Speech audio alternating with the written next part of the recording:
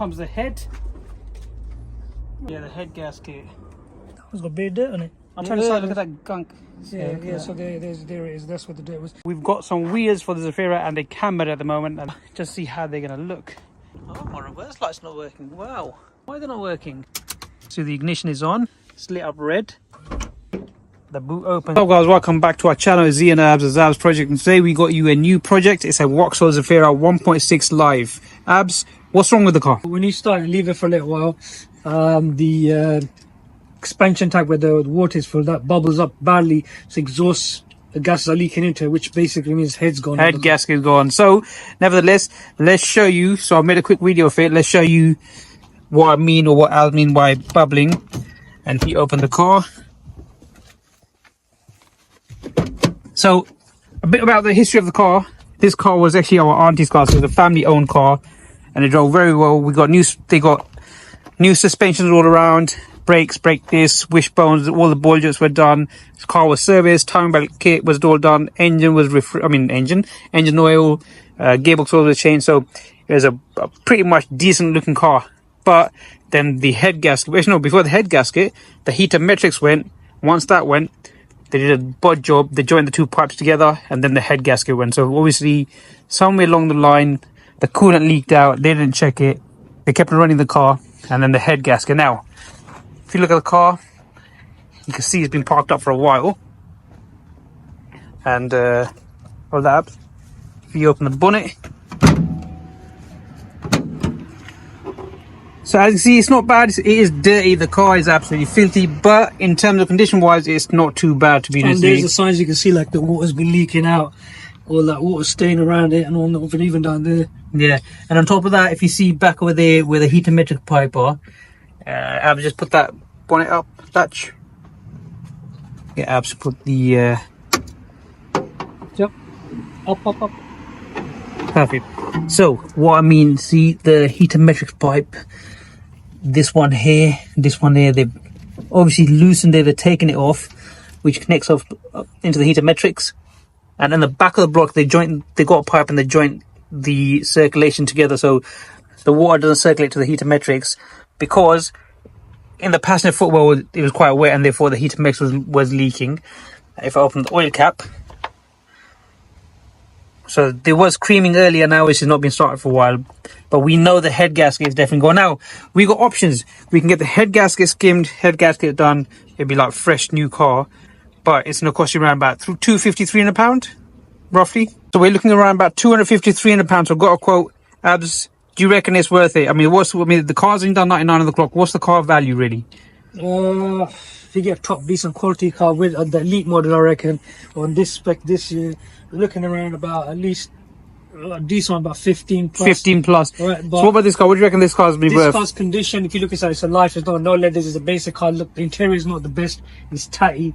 The car, generally speaking, the bodywork, because obviously I was auntie's driver, she didn't care, she's scraping. A lady driver, yeah. So basically, the way, even if you get this car ready and we polish up basically, and the scratches we leave, definitely try and pull out.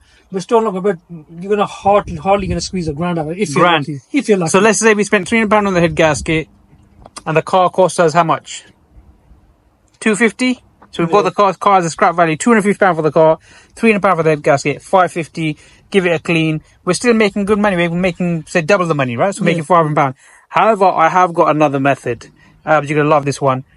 How do you fix your head gasket for free? So we're going to fix a head gasket for free. The only thing we're going to be doing is labor work, which we'll be doing the labor work. So we'll be putting our hours in. And obviously that's not going to cost nothing apart from time. I'm going to show you in a minute how to fix your head gasket for free. Yes, you guessed it right. You buy a parts car. So we bought this car for £200. And look at the state of it. It's not too bad.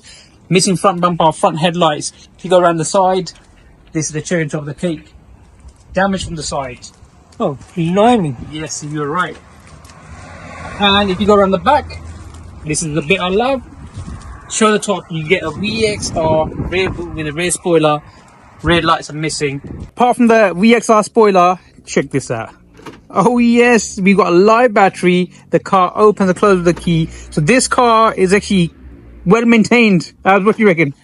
Other than the bodywork and the interior is totally disgusting. Yeah. Oh yeah, interior, you're right. Let's show the interior. If you show this side, the left side of the car. Left side. What happened to the left side? Left side is nice and clean compared to the All right. Yes. Abs right. Ignore that E30. Just ignore that heartbreaker. So yes, as you can see, we've got a dent on the door. Both doors over here. Come close. So it's obviously been involved in the accident. And like Ab says, if you come on this side, look how nice and clean this side of the car is. You can't believe it. Abs, what's going on it? This is a new scratch in it. This wasn't here before. Yeah. All right. So if you open the boot, let's open the boot. Let's have a look inside. We do have the front bumper. So if anyone wants to buy a Zafira B Live front bumper, let us know in good nick. When I mean good nick, it's, the tabs are not broken. I mean, it does need a respray. And obviously, don't know what's going on there. Screen washes, got baby seat. That's disgusting. Look at that. So someone's been living in it. Look at that. Look how nasty this looks. What's going on here? I do not know. Oh, we got a parcel shelf as well. We can use that for one of our cars. Yeah, we're gonna clean it up then. Yeah. Yep. And if I come and open this side of the door, again, it's just like someone's been living in it. Look at that. It's disgusting. Ugh. And you know what? It smells as well. And again, if you open the front, now look at that. Disgusting once again. What's that cap doing on top of the heater vent, right on top of the dash? That. He's trying to blow the air towards the windscreen or something. Air ventilation, circulation. Another thing we're going to check if the heaters work, because we need the heater blower, yes. So what we're going to do, so if you look at it, it's done 118 on the clock. So what we're going to do now, we're going to start the car and we'll let it run for about 20 minutes, Abs, you reckon? Yeah, just see if the engine doesn't overheat. Yeah, so if just to check the engine not overheat. So let's just pop the body. VXR 2. Opening the bonnet. So as you can see, we are missing that front coolant. However, if you look at it, generally speaking, the engine, battery obviously is in better days, but it is live. Okay, the rocker cover is leaking. Yeah, rocker is definitely leaking. Look, yes, rocker cover is leaking. So I would say pressure washer once it's out. And then we're putting rocker cover on. Luckily, the engine is right in front of our face. We can take the top rocker cover off to put the rocker cover gas. It's not we can do that while the engine's out. True. I mean, look how nice and simple it is. And the best thing about this car is you can take the whole front end like BMWs are. Take the whole front end like the Audis. Comes forward. And the whole engine. You got a mount underneath. You got a mount on the side. You got a mount on the side. Disconnect everything. The gearbox is on the side anyway. Disconnect the drive shaft and pull the engine out. So plan will be engine crane it up, lift it, roll the car back. And we're going to do this in one video. We're not going to do part 1, 2, 3, 4, 5. No. We're going to do it all complete one episode, complete the whole content. We'll show you the car engine swapped. We'll even show you the cost. This car we're going to scrap, so we'll show you the scrap part. We'll show you putting the engine in the other side, and that engine in this car. We'll show you both the cars running, even though the other one's head gas is gone, and then we'll show you this one being scrapped, and we'll show you the other one driving and also, clean everything up. We're going to take some more parts, like the side mirrors, and that car's broken, so we're going to get side mirrors, a couple of door trim panels that we need for this, for the other car. We'll show that in the video as well. Our plan is, obviously not including this video, because this is just testing the engine if it's perfectly fine or not. But our plan is, this video is purely just to make, obviously it's going to be part of the video, but this part is just to test the engine's working. Once it's on the day we start the engine removal, our plan is to take this engine out, put it in that car, and get it up and running straight. So this is day 1. The next day 2, when we start stripping everything, it'll be one complete day, engine swapped over, completed, running, driving. In order to ensure the parts car is running accurately and there's no head gasket or there's no issue with the engine, we need the coolant bottle. So let's go ahead and let's remove this coolant. We'll put this coolant in the parts car. We'll start the car up, because this car, when you run it for 20 minutes, you see the coolant bottle boiling up. That means obviously the exhaust gas fumes are leaking through the head gasket into the coolant. So hold on, have you told them how you can fix it for free? Yeah, I have. So what was it? I didn't hear that part. Was it because of the spare car you're talking about? Correct, parts car, and we'll talk more about that anyway. Because I got a bit confused because that's what you didn't say it. So we're gonna remove the coolant bottle, put it in the parts car, start the car engine, let it run for 20-30 minutes, see if it overheats or not, and just slide it out like this. The coolant bottle out. So now we're gonna put this coolant bottle into our parts car, start the engine, and we'll let it run for 20-30 minutes. Hopefully the head gas is not gone in it. It's not going to bubble up the coolant, and we'll have a win-win situation. So, all right. So anyway, coming to here, we got the coolant pipe. We got this pipe. There should be another pipe Yeah, for a there should be coolant. another There should be coming from another here. pipe. Where's that? Should be coming from this side. Which side? From the front. So this is the top. This Yeah, because goes there's to the two, isn't it? There's two. top. This goes to the top. So where's the other pipe gone? Yeah. I can't feel the other pipe, so we're gonna have to cross-reference it. Oh, here you go. Is it? Is it? Is this it? Is this it? No, that's not it. Where is the other pipe gone? Yeah. Is that, oh, yes. So this goes to this. Yes. There you go. All right, so we got all the pipes. So what we can do now, connect all the pipes to the coolant bottle. I'll pass me the coolant bottle. Yeah, so as you can see, we've got two pipes. These two pipes, which are those two pipes. The main pipe, which is this pipe. Now, we're not going to top this up with a coolant. We're going to top it out with water because we're going to drain it out anyway. So we just want it to circulate. Once we know the engine is good, what we'll do is we'll flush the water out and then start removing the engine. So this is missing a clip. So we're going to put this one here for now. Clamp it down. If that fits, will it fit? Should do that. Yeah, it should do. Right, so now, does it really matter which goes where? Yeah. So that one that comes from the back sits on the top of the bottle over here. And this is in the bottom. Bottom and then that. Right, so let's put this in first.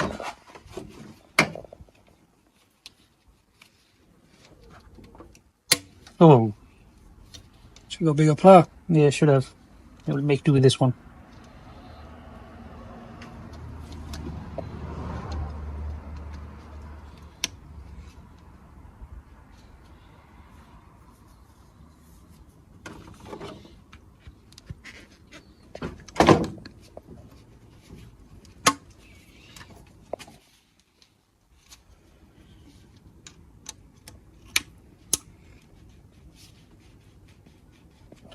Should do it. Okay, so this goes here. And clamp it back up. You got to clean this flipping coolant, boy. It's proper dirty. It looks- Yeah. There's a trick for doing this as well. We'll make a little shorts on that as well. I'm banging it on the grill because I don't care, as long as the coolant don't break. Let's just hope this engine ain't fried like the other one. Right, so this one goes on the bottom, right? Yeah, the bottom one, yeah.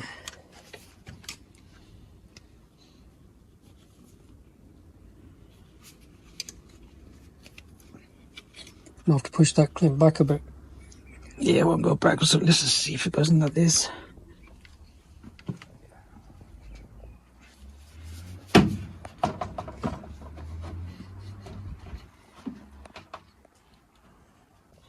Okay, so we're going to tighten this. So we're going to tighten everything up as per. I'll see if I can slide this back into the bracket. If we can, that'd be great. If not, not a big I think deal. we'll have to move the battery then. Yeah, if not, we'll just leave. Oh, no, the batteries. Yeah, that's why I can do that. And now this one, this is rusted.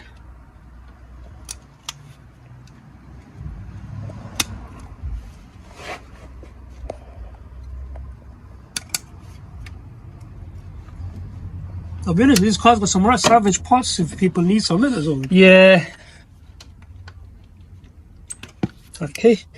Now we can just clamp this back up. No, I'm not going to clamp this back on. I'm just going to put water in it. So where the other car didn't have, the heat and metrics pipe are connected to the back of the block, which is perfect. Now we just need to chop this up. We shall leave it something like this, or whatever, like this. We'll top it up with water, and then we'll start the car up, let it run for 20 minutes.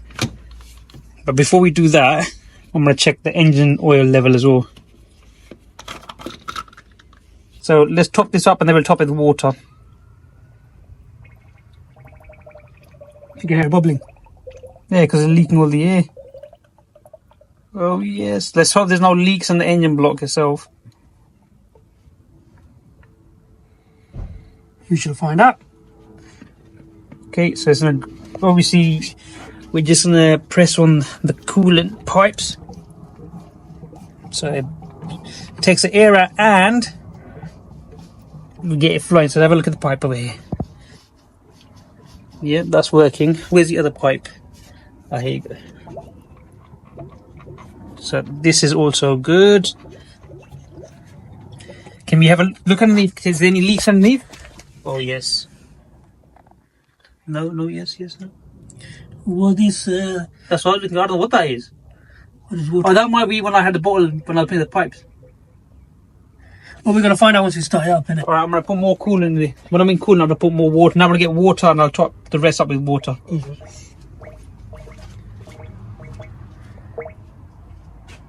So it's draining all the water into the engine and into the pipes. So it's going down and it's bubbling up at the same time. Can't physically see any water leak, except what that is, unless he was putting that and then it dropped in or something. But then it's coming from this one as well. How many litres does it take? I don't even know.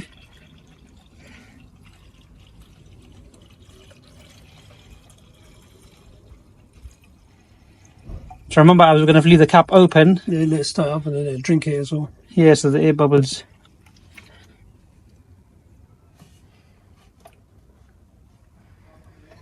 Right, I'm going to start the car up now. Before I start up, I'm going to check the oil level. Any leaks on the bottom? Of course. Right, so let's check the dipstick. Oh yeah, level's alright. It is dirty oil, so we could service the car. Let's have a look. Back in. Alright, so oil level is perfect, it's full. So this one residue from here. Let's just check the oil cap for any creaming.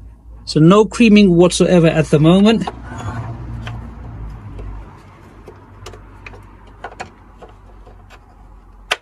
Okay, that's locked.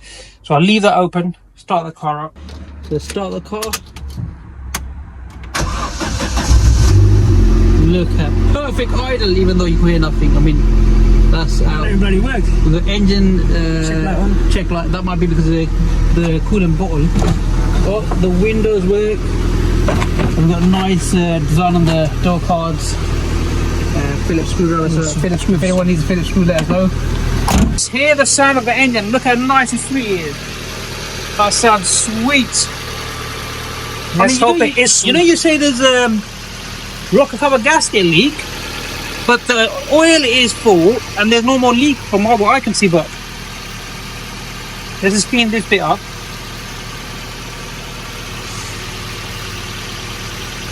I mean, I can't really see much of a leak. Can you? We'll find out. Once you pressure wash and clean up, and then we're gonna find out. Yeah.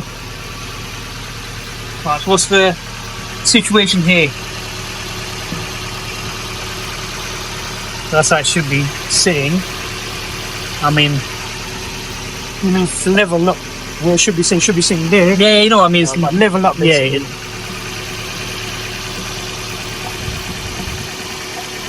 Yeah, probably. I mean, look. So there you can see the circulation. Look at that. See that there, yeah? So it's so easy. Now, when I press the pipe on the bottom, look at that. You see that circulation? So you can tell it's not airlocked or not as If it much. has got any air, just I mean, it's not bubbling at all to be honest with you. So I'm gonna put the heater of the thermostat. Okay, so I'm gonna put the heaters on. Let's see if the heating works. So I'm gonna I'll turn the temperature to hot. Oh yes, the heaters are working. But I'm gonna face it down. I don't want the air to blow all over the place. So we can take the heater blower. Let's let the car warm up, have fuel, which is good. Rev counter's not working. Okay, so we're going to let the car run for about 20 minutes. Let's see, we'll come back to it after 20 minutes and we'll show you. So it's 8:41. 8:41. So 9:01, and then we'll come back and we'll show you what the car is doing. Okay, so it's been about 6 minutes so far. Car's running nice. No coolant bubbles. But pipes are getting hot. So the heating is warm at the moment. So what I'm going to do now, we still got the EML light on. So I've got the OBD2. I'm going to put this in and let's see what codes it comes up with. The OBD on these cars, or the Vauxhall Zafira even, if you pull this out, and it's just over there. So let's connect the OBD2 diagnostic tool. We'll see that flash and let's connect it. So we got the codes come up OBD2. So if I show you at the moment, we got O2 sensor circuit bank 1, sensor 2, and O2 sensor heater circuit bank 1, sensor 2. So what we're going to do, we're going to go for a reset, because it could be the fact they disconnected the battery. And we have one fault that comes back. Fault successfully reset, but came back 1. But at the same time, if I show you, the EML light is now off. No EML light on. And this one is O2 sensor heater circuit bank 1, sensor 2. So this has got nothing to do with the engine. It's something to do with the heating system, like heater metrics. It could be anything like that. But I'm happy with that. Let's close this. And EML light is off. So we got the EML light off. So the engine seems to be perfect at the moment in terms of any electric issue. We've got no electric issue. Obviously something to do with the heater bank. We'll leave that. Don't really care about that because we're not going to use it. Come over here. So far, engine is running sweet. There's no coolant bubble, and the time is 53 now. So it's been just over 10 minutes. So we let it run for another 10 more minutes, and we'll see how it goes. I was thinking, while the engine's in the car, we could pressure wash it, clean it up, but now we know it starts, and then once it's perfectly fine, I'll give it a good clean before we take it out. What do you reckon? Could do, but I'd rather not. We could clean it out with none of the chemicals, so waterless clean. We can do that, and we can show it while it's out. You mean? Yeah, while it's out, because we get a better view, and we get a better, the corner that we can't get into, we get it properly then, so we can show a waterless clean to the engine at that point. And the engine bit you can't really much see, but we're cleaning as much as we can. But guys, just to let you know, we did say we're going to complete everything in one video, one content. We're not going to do part 1, 2, 3, but we're having an issue with the phone. It keeps dying out, and the memory keeps getting, lost and all that. So we are going to have part 1, part 2. So this will be part 1 introduction for the cars. Part 2, hopefully we'll wrap up in part 2, where we take the engine, switch them over, and part 3 will show putting the failed gasket engine in this car, getting this car running, and scrapping this car.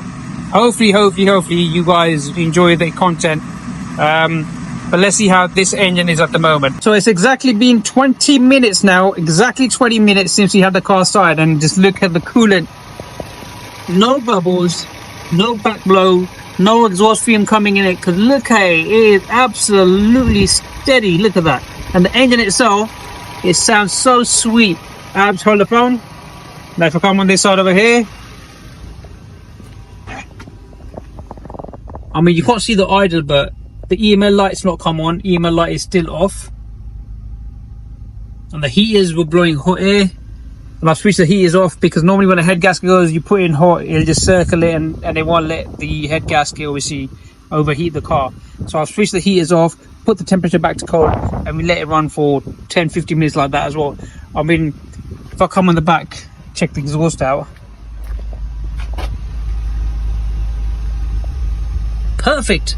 Abs, give me a favour, just rev the car a bit. Let's see if it sucks any exhaust fume from the back. I don't know what's going on there. I don't know what's going on. Huh? Oh, rev cam works now. Rev cam works. But when you accelerate, when you don't, look, when I accelerate now, yeah?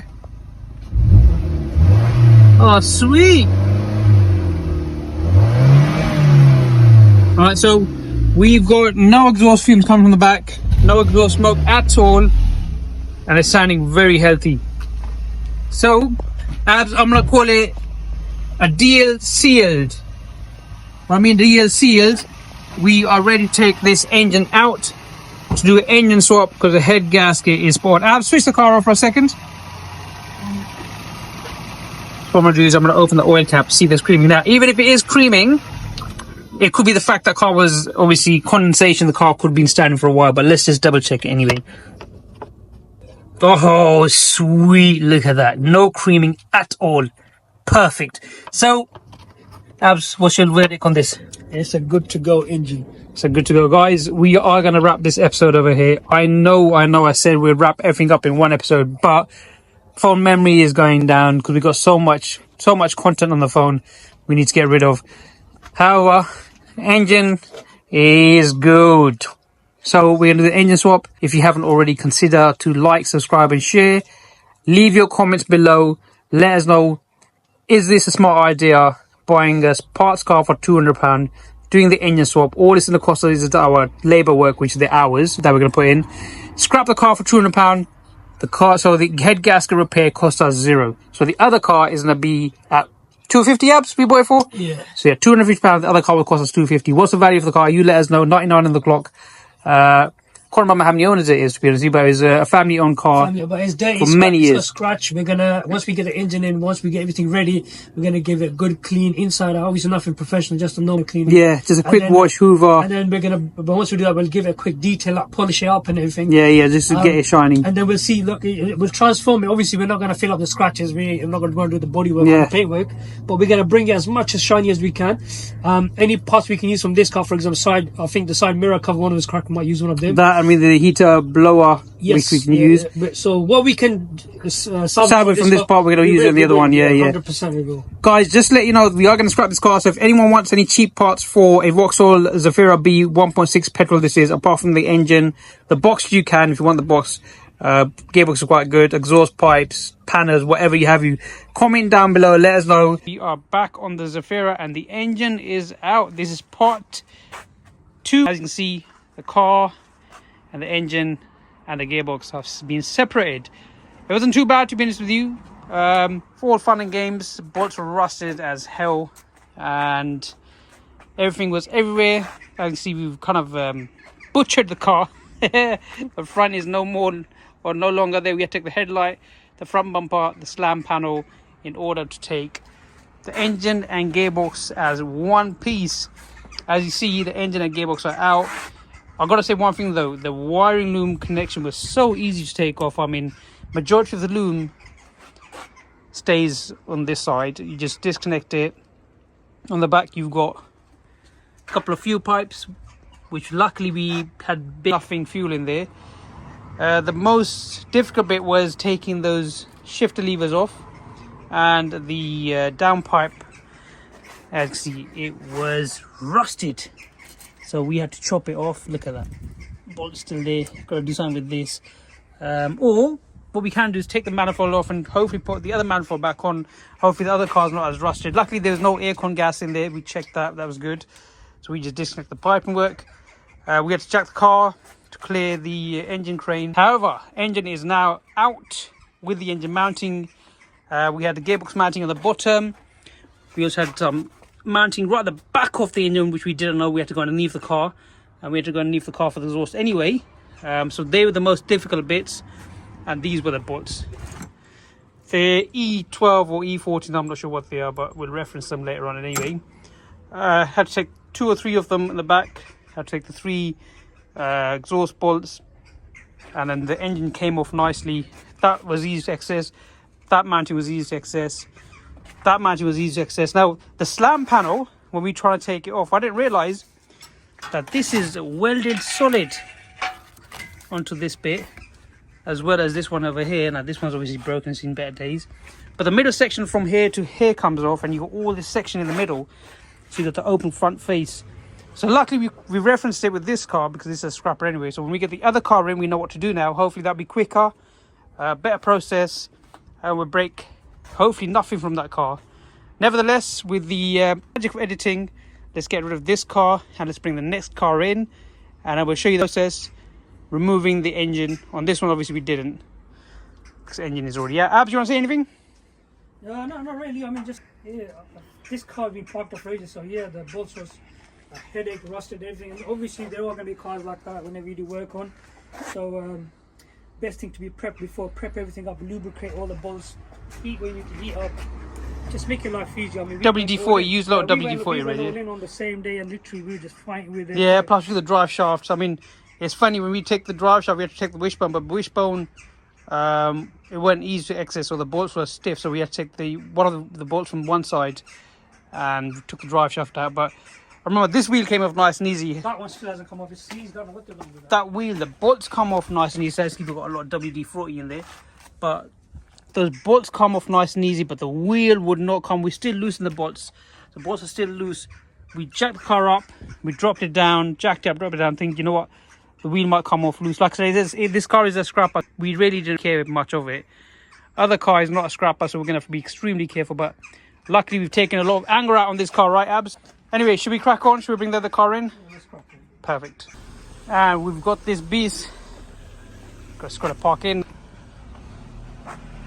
The other ones are obviously outside already.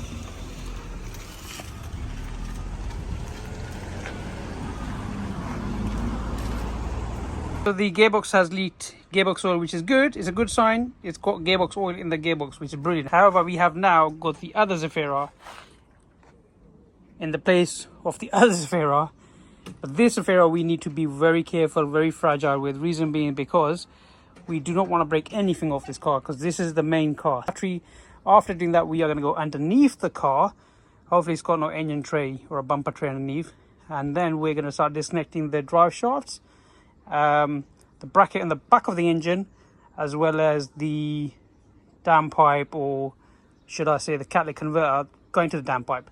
Once those bits are disconnected, the rest is very simple. The rest of it is all from the top.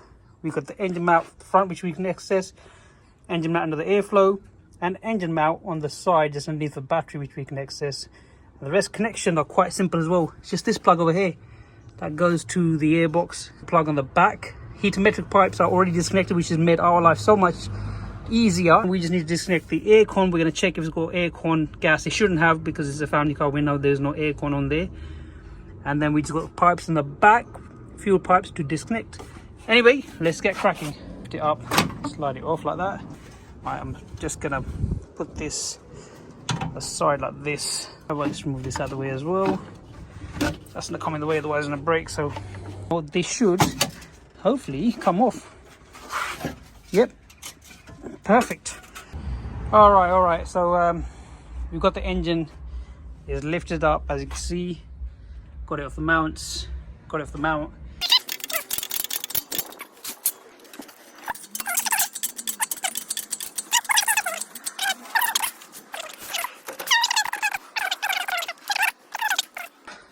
Yep.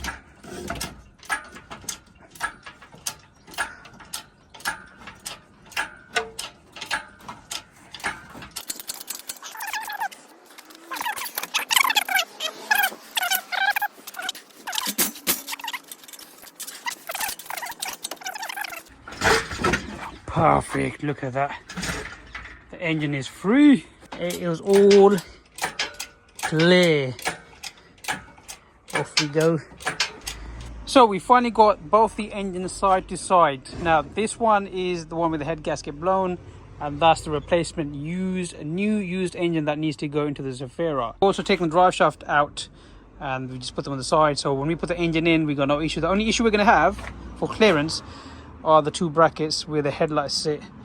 The center bit's fine, so we're going to have to go over, put the gearbox down, then the engine, and hopefully place it in position, and then connect everything back. Now before I do that, I do need to check if the heater metrics is actually leaking from the back. Now I can either check it now, or I can connect the pipes onto the engine, put everything back together, put a coolant bottle inside, top the coolant up, and then see.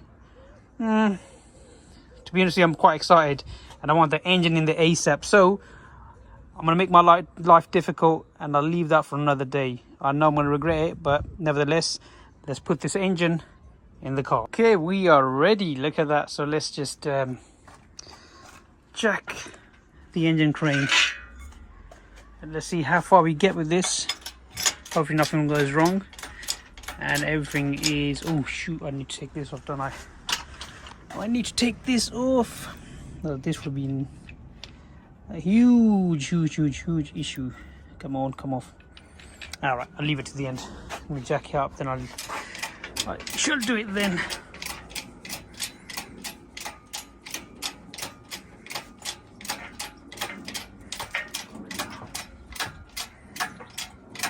Oh yes. Engine lifted.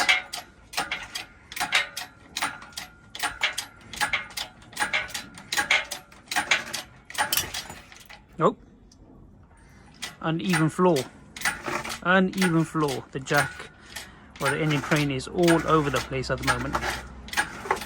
Yes, perfect. Just the way we want to lift it up. So if you see it now, if I show you this angle, we've got the gearbox sloping downwards, and we got the engine from the driver's side up. which hopefully be easier to maneuver. So I go in like this and sit down. So let's keep jacking it up. Luckily, Abs had strapped it up at a certain point or a certain way. Oh, I hate that we got the gearbox leak, but we'll have to assess that later on.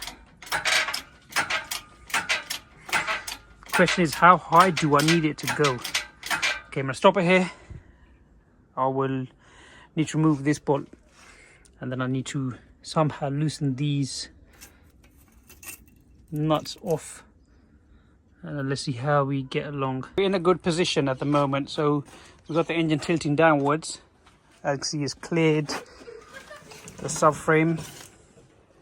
So all I need to do now is have it at this position, move the engine forward into the car, and then we'll start turning the engine this way, and hopefully it should just slot right in. But before we slot in, I'm going to connect the clutch pipe, plug that in. And there's a few other things I need to connect from the back, which the heater metal pipes maybe, and a few line over there, which is, I think, not the return. This is to the engine. So I am doing it on my own, so it's a bit difficult, but let's see if I can get this on camera. So keep the engine this way, move it a bit forward. Nope. Anyway, let me move forward and I'll show you. I should have had a camera stand to show all this, but let me see how else can I do this. Okay, so this is where we are at the moment. So I've moved it forward. It's going nice and easy. I think I might need to drop it a little bit or not. Let's see. Oh. Right, so we're in this bracket here, so we need to drop it down a little bit so it clears this bit here. Make sure the wiring don't get stuck either. Oh, nope. Don't want to do that. We don't want to do that. Keep that aside. Luckily we got this to protect the wiring, so now I can just drop the engine. But before I drop it, actually, before we go ahead and drop this, oh yeah, we do need to drop it because this won't reach otherwise. Oh no. Yeah, because that slots in there, and this goes in like this. So let's just keep this up for now. Okay, let's drop the engine down a little bit and let's see how far we get. Other than that, I think we are good to go. Oh no, we can't drop it. Look at this side here.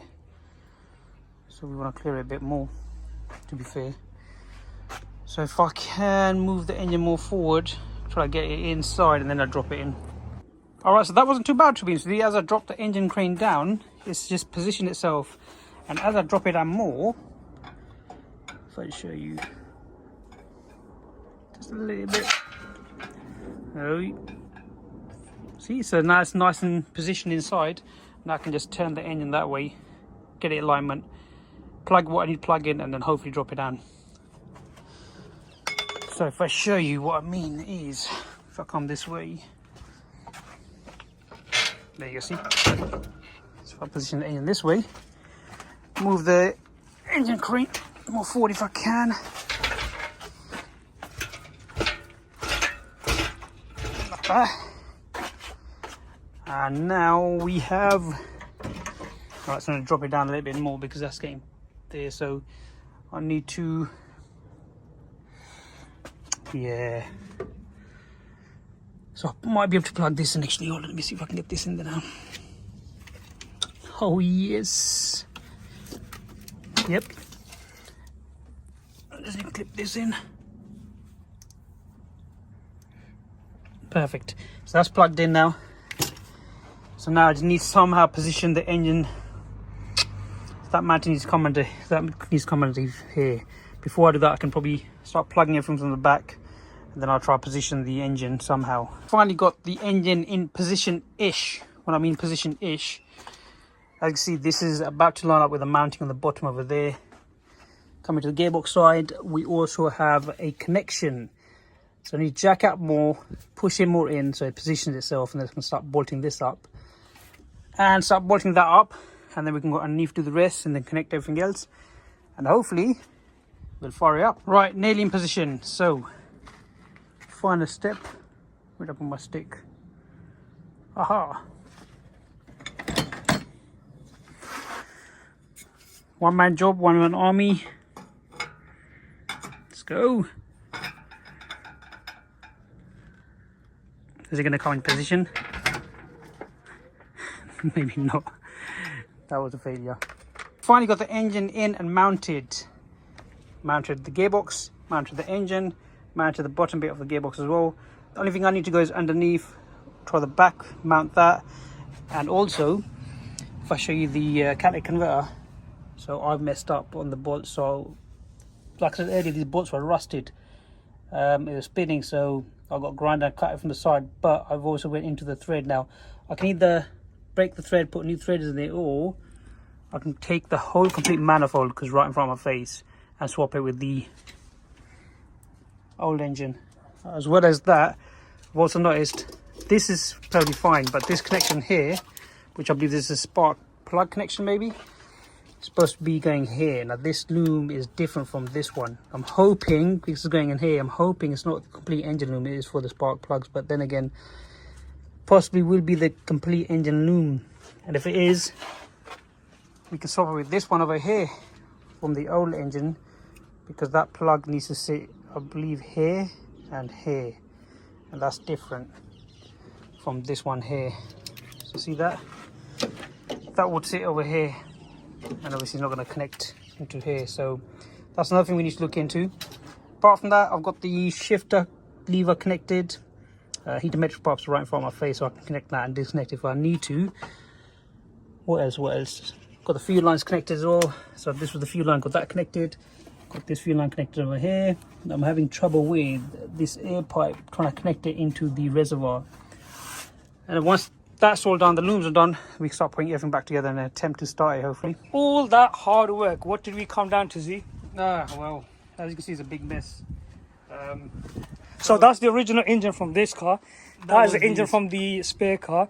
Now, so as you saw in earlier, not long ago, so we've taken, it should have done what, or a few hours job, or at least half a day job, but we've taken up to 2 or 3 days. Reason being, because you saw this engine in the car, now you see it out of the car. Now that's the old loom from the new engine. So I removed all the loom because, as I said earlier, if you come over here, I mean, I love the car, I love the fact that there's only a couple of looms. So this loom fits, this loom didn't fit. So as I was saying, I thought, you know what, I'll be smart, I'll take that loom out of the old engine. Of this engine? Yeah, and I'll put it in the new one over here. And I thought I'll be smarter than it'll be plug and play. Little did I know, the injectors, so if I show you over here. So this is out of the, no, this is out of our car, right? So look at the injectors, yeah, they're a straightforward plug like this. If I take these injectors out and I try to put it into the used one, so the spare engine that we were supposed to put in. yeah, so the spare engine. So I thought, you know what, if the loom don't work, I can change the injectors, and the injectors will fit in like this. Well, I wanted to take the head, but look at the fittings. It's totally different, right? It's totally different. Look at that. Yeah, you can't force anything. Right, if I turn it around, and then then it goes in, but then there's no fitting to it. Hard way. Let's put this back. Yeah, so I found out the hard way that, and Abs told me that these two engines are completely different. I thought, you know what? A, I can change the injectors. No. I thought B, I can just, because obviously the head is perfectly fine, this head wouldn't need skimming. Including a budget build, I thought, put a new gasket into that engine there. Put this head onto there, so we won't skim it, as is a budget build. And then I can get away with it. However, if you come this way, you know you were saying about the rocker cover leak, right? Do you remember that? Yeah. This bit here. Yeah. So now let me show you something inside here. So basically, I did a bit of research the first time I was touching a Vauxhall car, and there were 3 variants or 2 variants on this engine. So this is a twin port, correct me if I'm wrong, and this is a VVT, which is the upgraded version that came on after the newer version of this. So this has a EGR, and this has an electronic EGR, so hence why I'll show you the different. EGR as well, actually. I've got it here, I'll show you. So I want you to come on this, the first cylinder. So come around this side. Don't get your clothes dirty, because I know you were fresh.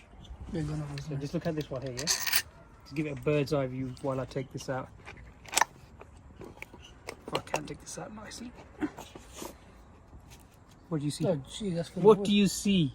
Full of oil.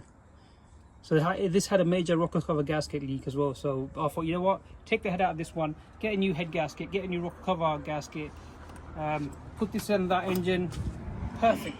In an ideal world, it'd be plug and play. However, like you said, non-VVT and what was it, VVTI? So basically, my understanding is this is a twin port with a EGR valve at the back of it, which is that I believe just over here.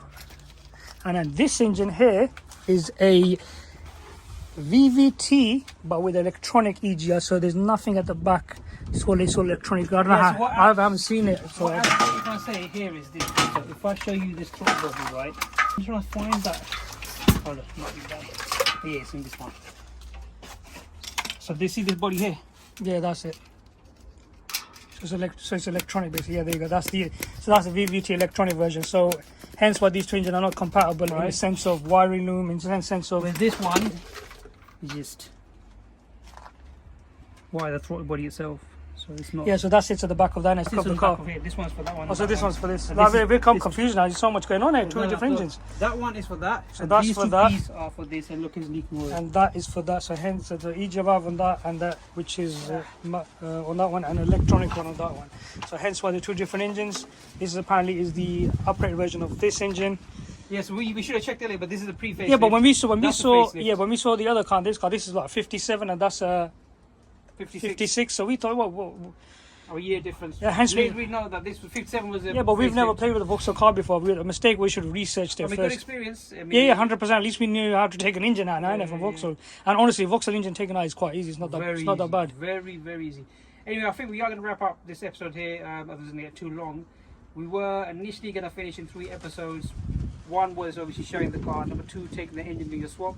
Number 3, putting the other engine in the other car and scrapping that. So we're going to end this one over here because it just got a bit long-winded. We are going to do another episode. We're going to strip that head off the original engine, get the head skimmed, timing belt service, everything new on that one, and then we'll put that back into this car. This engine, we will put this back into its original car, scrap the car, but we will show you the scrapping bit. We may or may not show you putting this engine back on the other car. Let's see how it goes. Anyway guys, if you haven't already, consider to like, subscribe and share. And just remember, we all learn from mistakes. You win some, you lose some. That's the way that this game is. Winning or losing, it's more like the time consuming. That is, isn't it? Winning and losing is you wasted so much labour time, and at the end of it, you haven't achieved much. But at least you All learn. the mess now, it's a jigsaw puzzle. Yeah, it is, isn't We it? got to figure out what goes where, how it goes, when it goes. I woke up late and Z was already in the morning, started whacking all this out, and all of a sudden I come to. I thought today I'm gonna have this car running and starting, but Man, all is for the good. We'll get this car head skimmed and get this car sorted out, so this car will have another life. The other car will have another life, but obviously it'll give life to other cars. Yeah, it'll give life to other cars.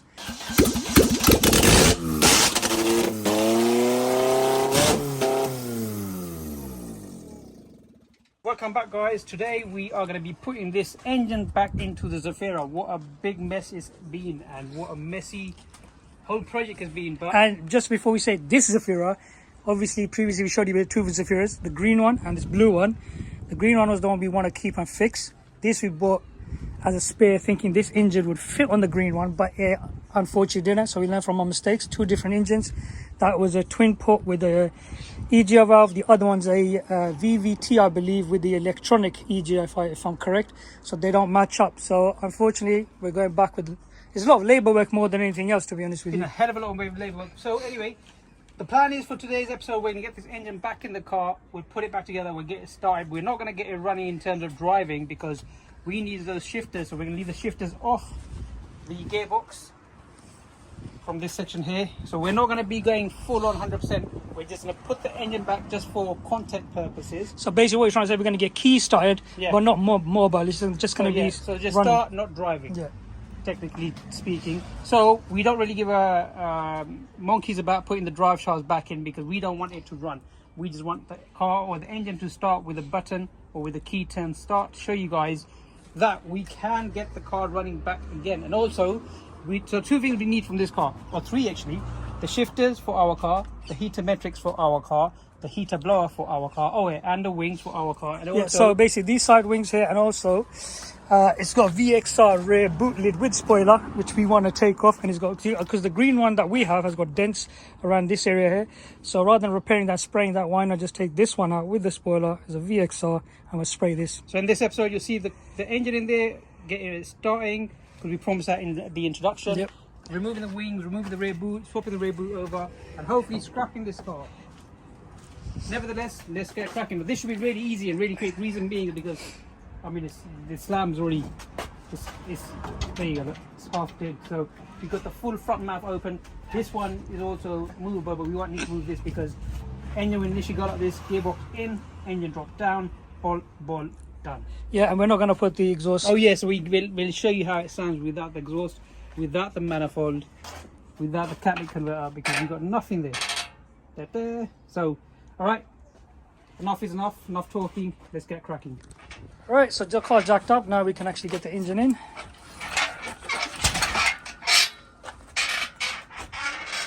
Hold on, let me stay this side, I'll kick it from here. Maybe push it up. Yep.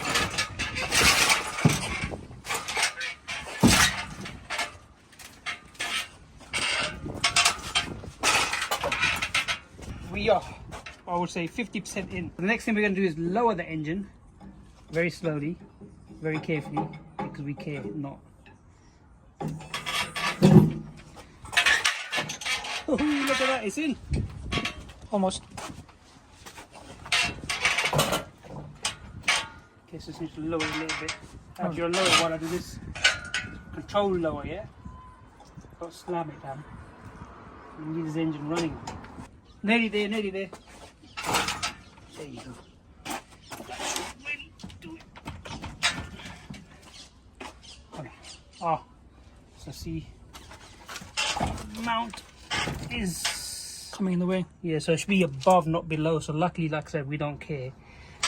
So what we need to do now is jack up the engine again. Let me just move it out.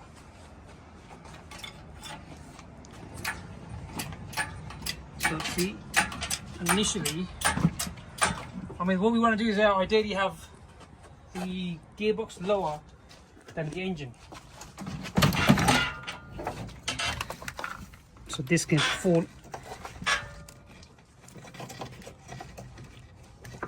So I presume if I just lower the engine. Right, so the bracket that, or the mount we were talking about, which is the top part of the bracket from this side, needs to stay on top of the gearbox, which is done now. So we're going to bolt this up and then we get the other side sorted out. So I'm going to mount this side up first, just loosely, put 2 bolts so we know it's kind of positioned right.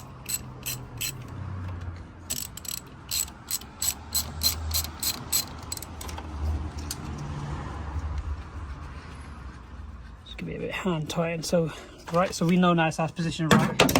So now we can have this, we can move this bit around as well as aligning up this mount here. So obviously we're quite far apart at the moment, so we just lower the engine. I'm going to lower it while we do this. There you go, that's it. So now look at that, engine is pretty much in its position. Now what we can do, lower it more so we can line this up with this, mount this up, mount that up. But before we do that, actually I might mount this up. So this is the engine mount on the other side, this is the driver's side. So I'm going to put 2 bolts. And these bolts are for this. So I put 2 big bolts over here. I know it takes 3 bolts, but like I said, the car's going to be scrapped, so just for content purpose, we are going to secure the car enough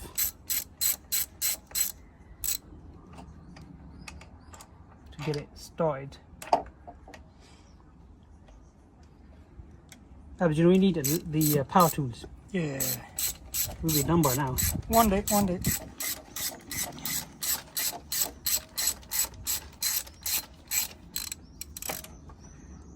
So how do I know it's sitting right? So see this bracket here and see that white line just over here. So just need to push back there. Now I know it's sitting in this position.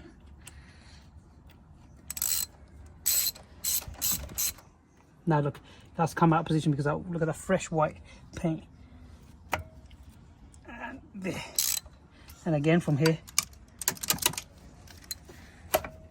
Now we know. So if you're wondering what he's talking about, the white paint, see these fresh marks, for example, on that, this is nice and clean. That's where the actual washer bolt was sitting officially on. So now we know this is where it needs to sit. That would be a perfect alignment. And if you see that, that'll be perfect alignment. So if we drop the engine down, so if you just keep an eye on it, you might need to move it, but drop the engine hoist down.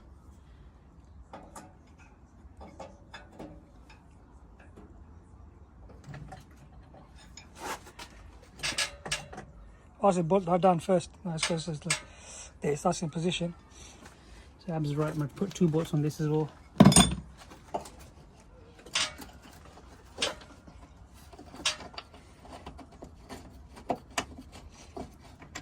Now we know again where the fresh paint is, we'll adjust it accordingly.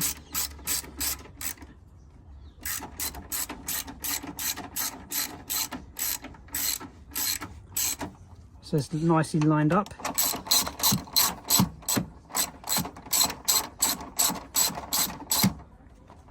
Okay, so that's not lining up, so let's just loosen that. Oh no, that is lined up actually. Because look at the line with this marking. So we can tighten this up. Okay, now we just need to line the top bottom bit. So we are going to get our bolt for that, which is a thin bolt, I believe.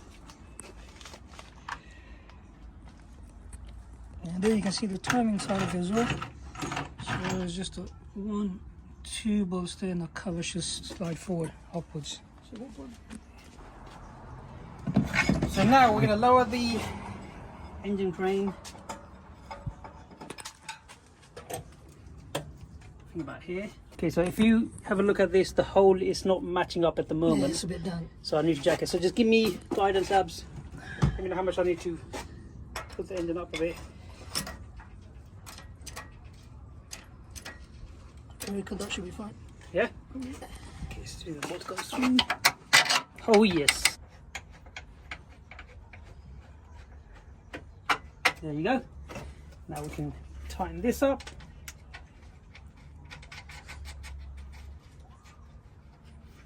Okay. So that's officially, without the wiring room, just the engine mounted up, all mounts done, all aligned. From here onwards, it's all about wiring everything up, the loom, the fuel line, AC, exhaust, and then I think you're ready to go. Sounds easy. I mean, these engines are quite easy to work in. I personally like the super engines. I mean, 20 minutes, I reckon. No, not even 20 minutes, I reckon. Yeah, to put it in. We're ready to release the engine crane. Look at that. So the engine is now in. I mean, to plug it in is so simple, but let me take this off first. Just so you can see, the engine is... Oh, and it's on a cord now. Yeah.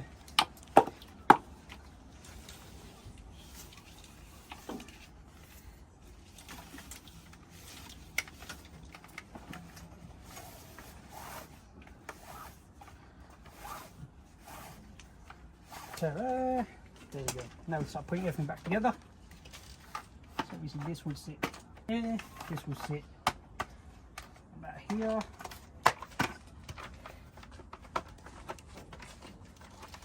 Wait, before I do that actually, I do need to tighten this.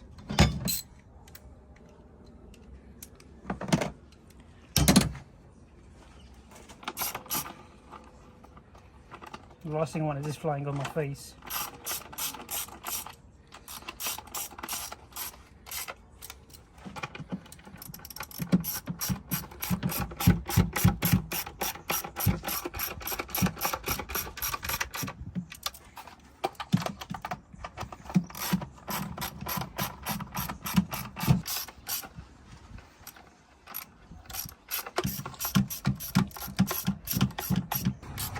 And there you go. Now we can start putting this in.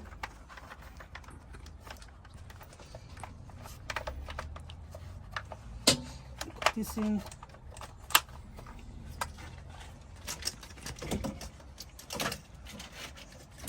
Okay. This is what was the issue really.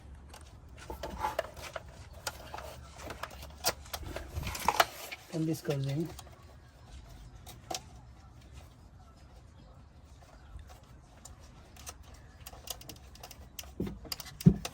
Okay. Then you got plugs over here. But this was the plug that was giving us the main issue, really, to be honest. Oh, the injector one. Yeah.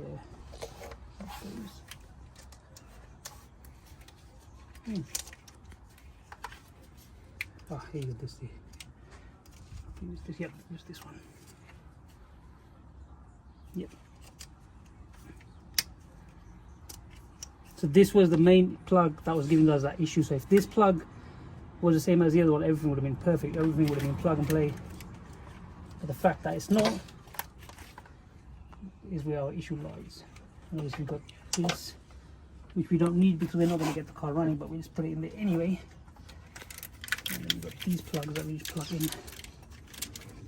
That will go to the Catalytic. Yeah. no, to the not the catalytic, the I think the rad and the aircon and what have you. And this, which we need to plug as well.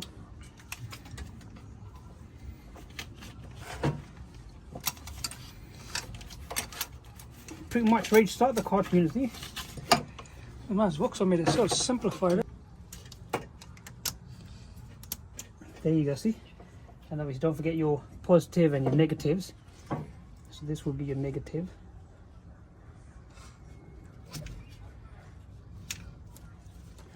Sits like this.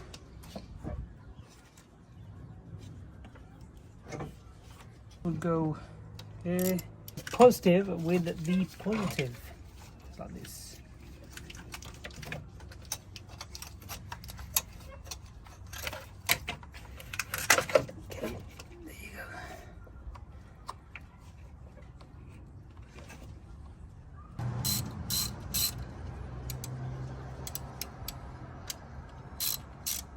Okay, so engine is in. We plugged the O2 sensor, we plugged the rad pack, we plugged pretty much everything. The batteries are all plugged in just to start the car. Yeah, so if you see the wrap pack on the floor and the the cat on the floor, it's just for the purpose of showing you we've put everything back and now we're going to start it up.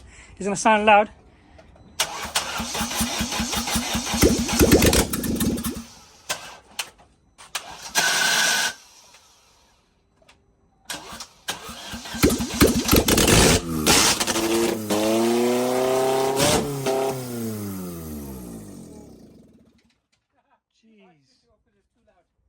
As we promised on the first introduction video episode, we are going to get this car started before we scrap it, and we got it started. We never said we're going to get it driving, or did we? I can't remember. I don't think so we did, but we did mention we're going to get it started. It started up. Now we can go ahead and scrap the car. I mean, was it a waste of time? Maybe. Was it a good plan? Yes. Look, to be honest with you, a lot of labour went into this, but the best part we learned of is first I'm doing the Vauxhall and understanding exactly how everything goes. I mean, I'll be honest with you, worked in a couple of cars and this is the most simplified car that we worked on. It's just removing the engine mounts, the cat, exhaust downpipe, the fuel lines and all the wiring loom, and just jack it back out. That's how quick this is compared to other like the Supras we do or the E30s we've done and some other cars. I reckon this is the most easiest one we've done so far. I will say this isn't the end of this episode. We are going to show you this car being picked up by scrap. But however, if you enjoyed this episode and you enjoyed this series even, consider to like, subscribe and share, and just hang around, watch the complete episode, because this car is now being scrapped, or is going to be scrapped. So it's time to scrap the Zafira, and we have got Redcorn come down to take this car. What a beautiful car, standing in the road. It looks quite clean apart from this side, if you come over this side over here from a distance. And unfortunately we've got, so if you can see here, we've got Redcon truck over there, but they've loaded a wrong Zafira. They've loaded, and now he's offloading it. He loaded a wrong Zafira thinking is this one. When I spoke to him, I said no, you're wrong, you're loading the wrong one. As you can see, we have butchered this car from inside, but previous one to look at, disgusting the car is. It is a right mess. I mean, we need a few bits. We got the heater blow out of it. We've got the rear passenger door lock for another car. What did we take out? We were going to take the heater metrics, but we had to take the complete dash out, so we left that on there. I mean, we butchered it anyway. We removed the center console. I think that there might be a way from going underneath the dash and taking the heater metrics, but that was unsuccessful, so we pretty much left it. Apart from that, we have also taken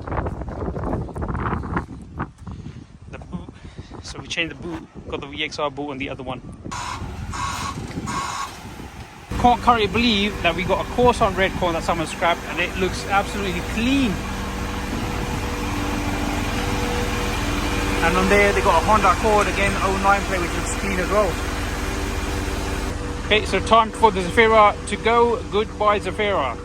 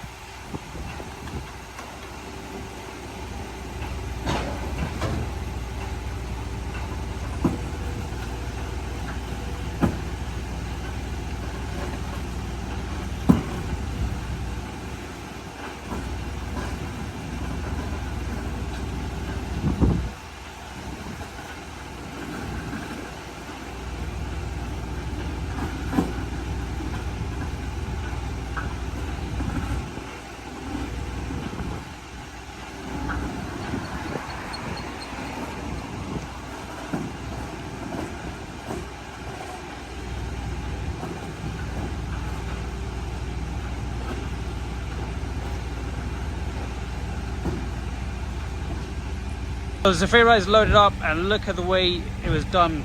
Very professional, very good company. It's all loaded, all strapped up, ready to go. Still can't believe there's someone scrapped that Corsa. Look how clean it is. On a 2011 plate as well. Could have made a good project out of that one. Goodbye, Zafira.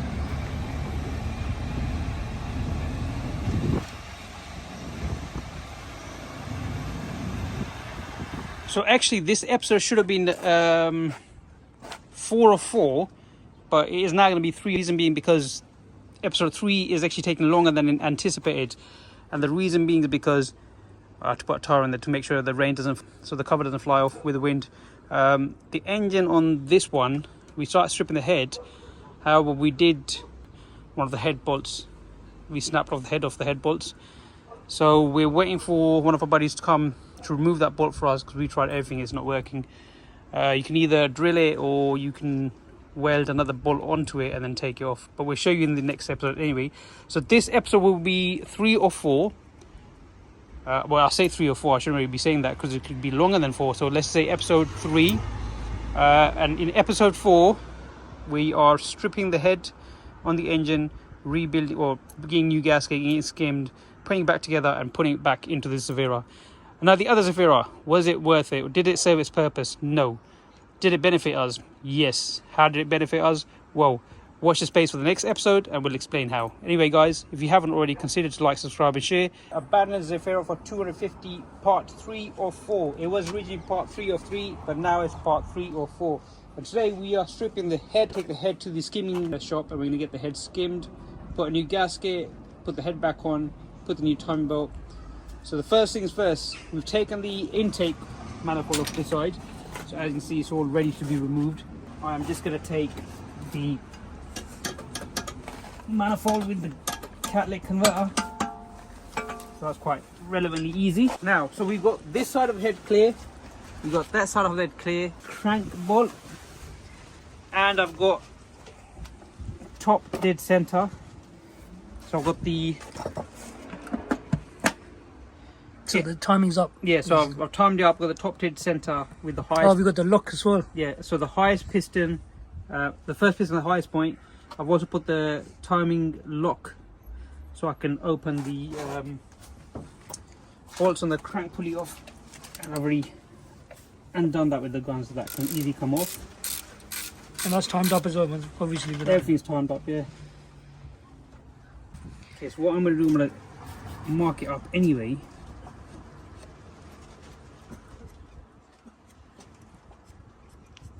Now, correct me if I'm wrong, but I couldn't see no marking part from this. So I've got these pulleys lined up.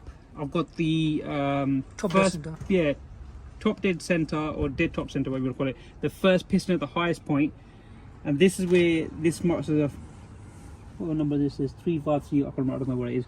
So I'm just gonna mark it up anyway because there's no other marking. Normally you get like a groove on the pulley or something, but maybe when we take it, we'll have a look. If not, I'll put it back. Maybe at the back of the bolt, it might be one way it fits in. Oh yeah. Could be above a mark anyway. So I'm gonna mark it now. And then we can start taking this pulley off, and then we can start taking the cover off, take the timing belt off. To be honest, we've never done this before. Oh yeah, no, you're right. We have to take the pulley off to take the cover off, head off. Okay, that makes sense. Yeah, so there's nothing significantly. Yeah, but it just shows you that groove. As we turn around, yeah, that groove there. I think that is the one way it can only fit this way. So when you push it back in. I would have thought like this, but okay, so someone's already played with it. So this is how it should be originally, right? I think, but it was like this. So it wasn't even sitting in position. It should be like this. Yeah, so that's how it should be sitting. But it was sitting. Look, if I'm seeing the marking sitting like this, how is? Alright, so it wasn't even sitting in position in the first place. Alright, so at least we know. At least we know. Someone's been playing back with this car already. Okay, off comes the tensioner for the ancillary belt.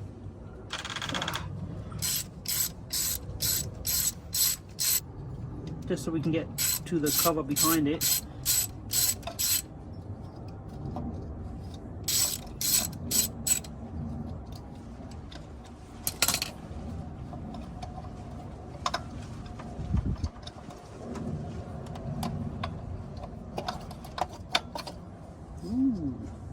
Okay, now we can go ahead and remove the cover off the timing.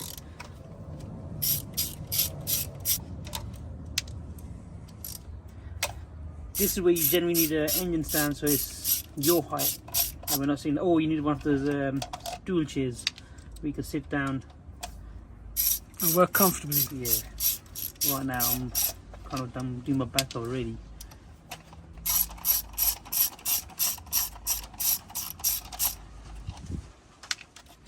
Okay, off comes the back so we know which goes where and how.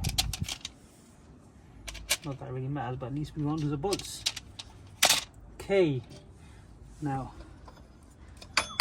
see, so that's the tensioner.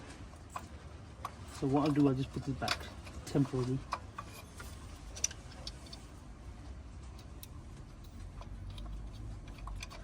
So we don't lose this, but I'll leave it loose.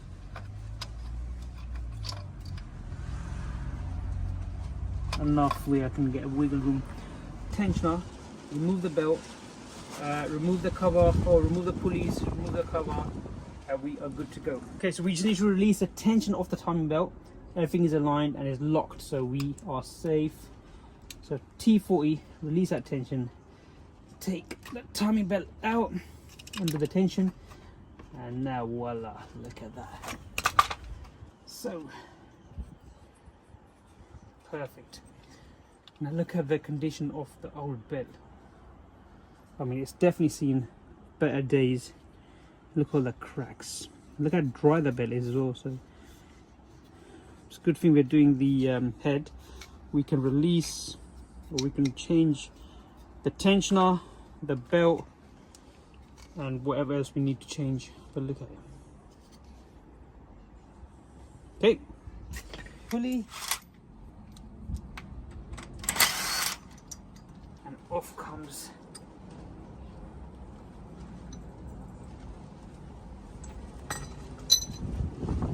voila. Now we can go ahead and remove this. Okay. Off comes the cover off the head.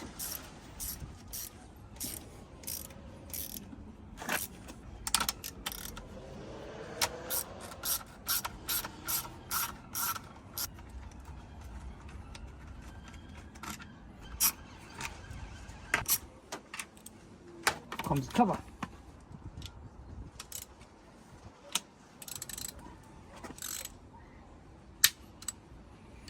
So because we're going to release or replace the tensioner anyway, we shall take this off as well. Now the cover can come off. Voila. So there you go. So that is your head, your main head up to this point here. And look how dirty it is. So now, next thing we're going to do, remove the top rocker cover, which is already loose. There you go. Remove the spark plugs. This one's already removed. Look at that condition of it.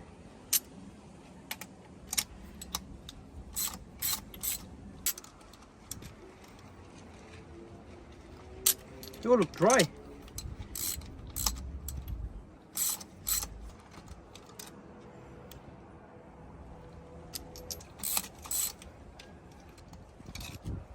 That's the fourth one. And off comes the head. Voila! How's it looking? Now the reason why you see this big bolt over here, and you can see a welder there as well. Now, So they should have been like that. So the head needs to be. yeah, so that bolt on the head snapped. So we got the welder, we tried to weld it, it just wouldn't work. So we finally grinded it off, the washer. So if I show you this bit here. So we grinded the head off and the washer came off. And then obviously we got the head off the block. Now look how easy this is.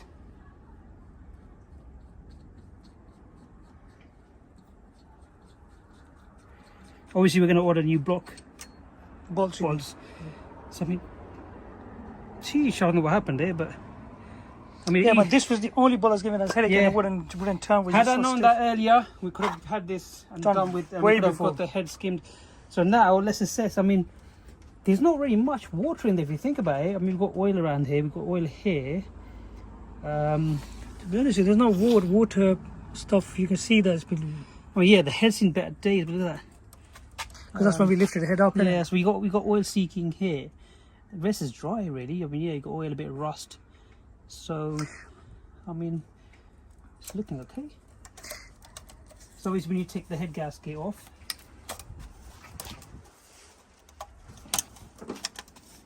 We'll clean the head itself.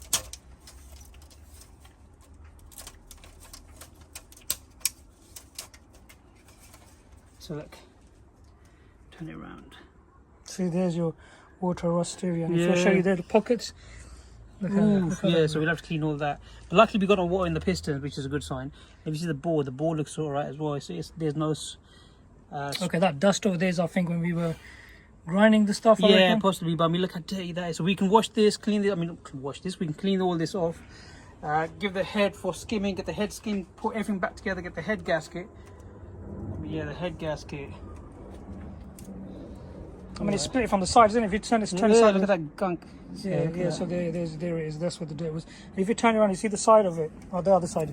It's all split in half anyway. Yeah, so. yeah. So I mean, it's a good thing we're doing it. So we can send that to get a machine skimmed. Whilst that's going to, it's a quick, I think, day turnaround. We can start cleaning this up, put everything back together, get a new head gasket, get a new timing, put everything nice and fresh, clean the bores and Get pistons. new head bolts. I think it comes as a kit, I reckon. It is, yeah. I put everything back together and voila, we're loving it. I think our water pump is fine. Now we'll change We're the. going to change the water pump as well, then, yeah? Yeah, we'll try to give it a full one. So I've got another thing here. I was just noticed. If you look at the core plugs, that's fine. yeah, That one's got a bit of dirt on it. I mean that will clean it off, and if it's leaking, We just change the. It looks alright. I mean, Nah, it looks right. Yeah, we'll clean up anyway. If it needs cleaning, we can change it now while it's out of the out of the car. But So. yeah, but that's the head. Right, so we got the new gasket on the engine block, and also we've skimmed the head as well. We got new head bolts over here. So the new gasket is already on. As you can see, so if you come over here, that needs to go on the top, which it is. So now all we need to do is put the head gasket onto the block, and then put the camshafts on the head, torque it to spec, put the time belt, put the engine back together, and hopefully in the car. So it is just me on my own today. So the only thing we need to do now is put this on there. As it's just me alone, I'm going to put it on there and I'll show you how it looks. So the head is on. Now we're just going to put the bolts in. So these are the new bolts we're going to put in. It's going to 1, 2, 3. 3, 4, 5, 6, 7, 8, 9, 10. So that's the pattern we're following at the moment. Let's do this one.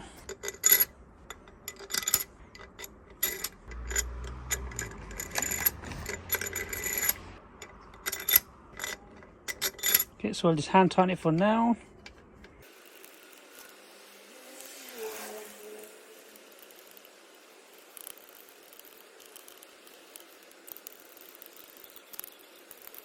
So we're pretty much working center, out, and then opposite. Okay, now I'm going to get my ratchet. So, and again, hand tighten like this. I'm going to go OTT with it. There you go. Just like that. There. There. There. Again, just like that.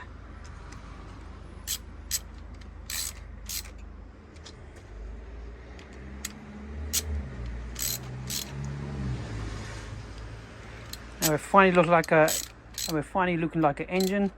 Okay, so now what I need to do is I need to get a torque wrench and spec it, or torque it to spec all around, and then I believe we're going to go 90° more after the torque, but I'll show you a bit more anyway. Now we just need to torque it out because it's a nice lovely snap-on torque, all digital. Look at that.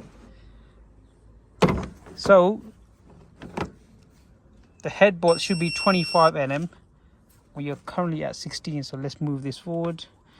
I'm going to go up to 25. That will be around about 18 foot-pound. Now we just need to torque bolts to spec. Again, same concept. 1, 2, 3, 4, 5, 6, 7, 8, 9, 10. So we're going to finish over here. So spec to torque, 25 Nm, not 18 foot-pound. Yeah.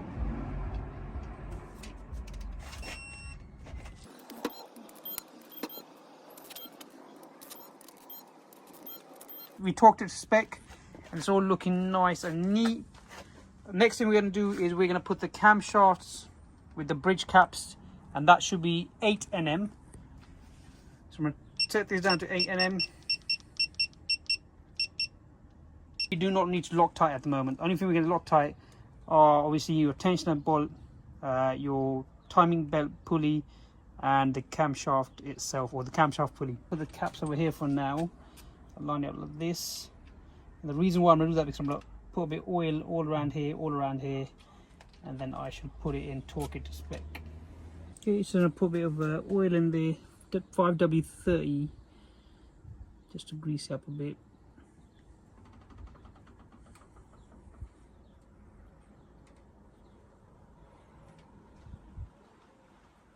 That we need to line this line up.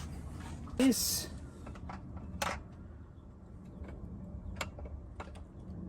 So when we do put the lock, it's going to be nice. Top dead center. Same thing, I'm going to do the same thing over here as well. Put oil over here as well.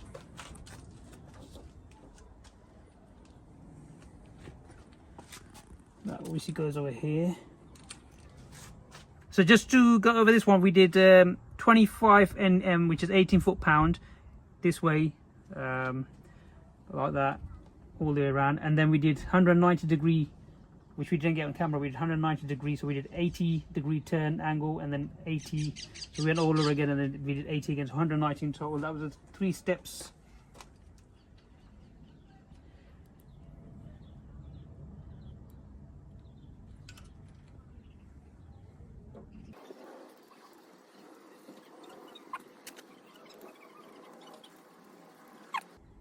So I'll bring the other one, we'll put the tool on, make sure it's aligned. Once it's aligned, then we can start tightening the bolts and putting the rest on.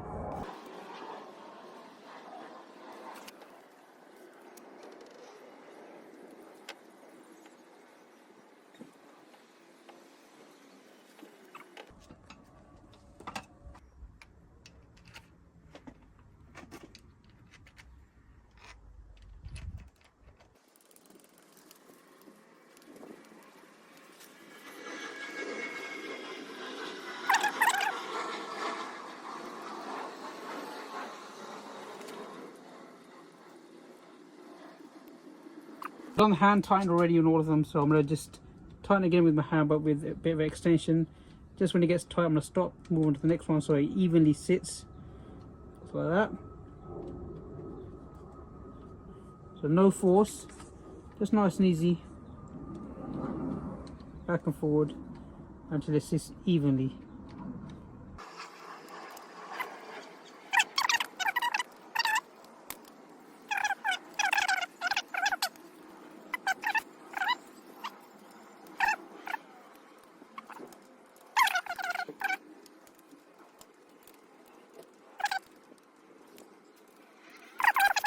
Tighten it too much, just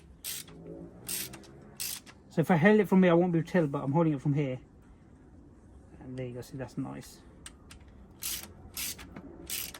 There you go. There you go.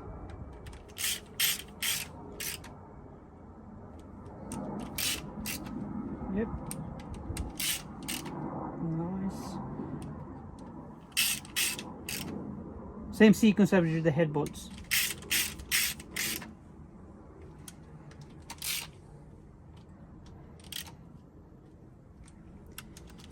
So how's your first experience doing the head gasket the first time?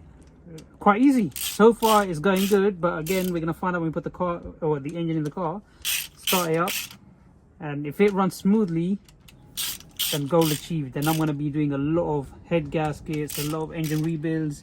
I'm trying to get my hands onto that. I think it's once you get used to it the first time, it's just breaking the ice really, isn't it? Possibly, yeah. And then after that, it just you crack on from that point onwards. I mean, when I was thinking about head gasket, I was thinking, geez, this looks like a long and a hard job. It is long, but if you've got the right tools and you know what you're doing, I reckon you can just smash it in a day. Alright, so now we are going to get our snap-on tool. Switch this bad boy on. So I believe, so I'm just going to double check. So if you look over here, so I've got, I went to ChatGPT and checked this out, so got all the torque specs. Alright, so here, so that was the head, so 25 Nm, which is 18 foot-pound, then angle tightened to 180 in 2 steps, 90%, which we did, 90 degrees, sorry. And then we went cylinder head 25, we've done that again.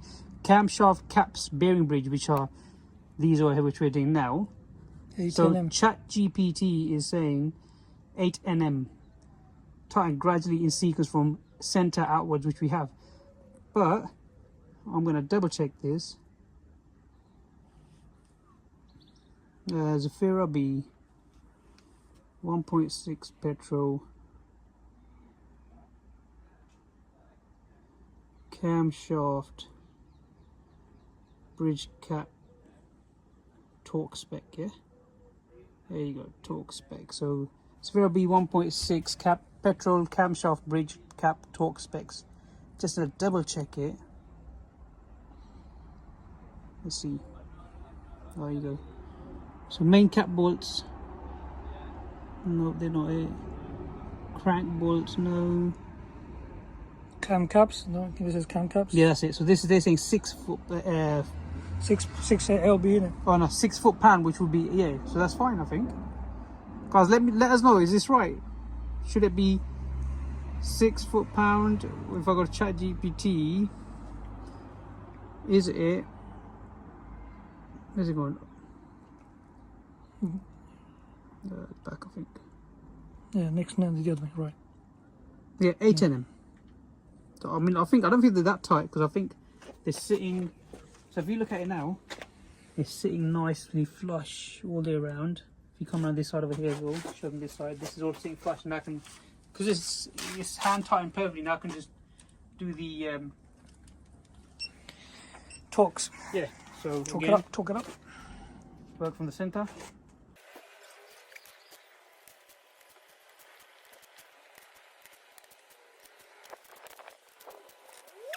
So I've done, torqued it to spec.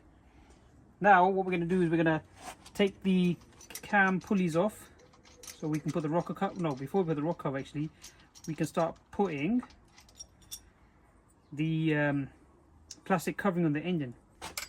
Does this get tight? So these are the only bolts that we need to torque, as well as the tension on the timing and the other time pulley. And they're going to be medium strength Loctite, just so that I remember where they go. So now what we need to do is I'm going to start removing this, put the plastic covers back on, then start putting the cam, the time belt, the rocker cover, and we'll be done. Right, so on goes the rocker cover with the new gasket.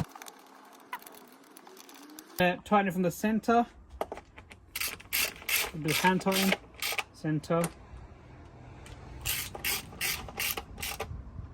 going outwards in the opposite direction. I'm going to do this one here.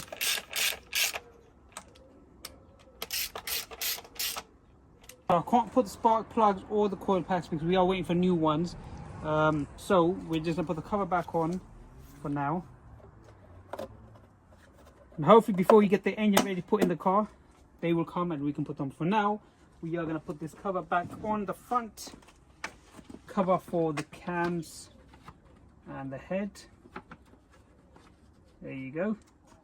Again, these bolts, there's only 3 bolts on this one, but they are, well, this one has Loctite, this one doesn't. We're going to put Loctite, medium strength Loctite on all of them and tighten it up. Okay.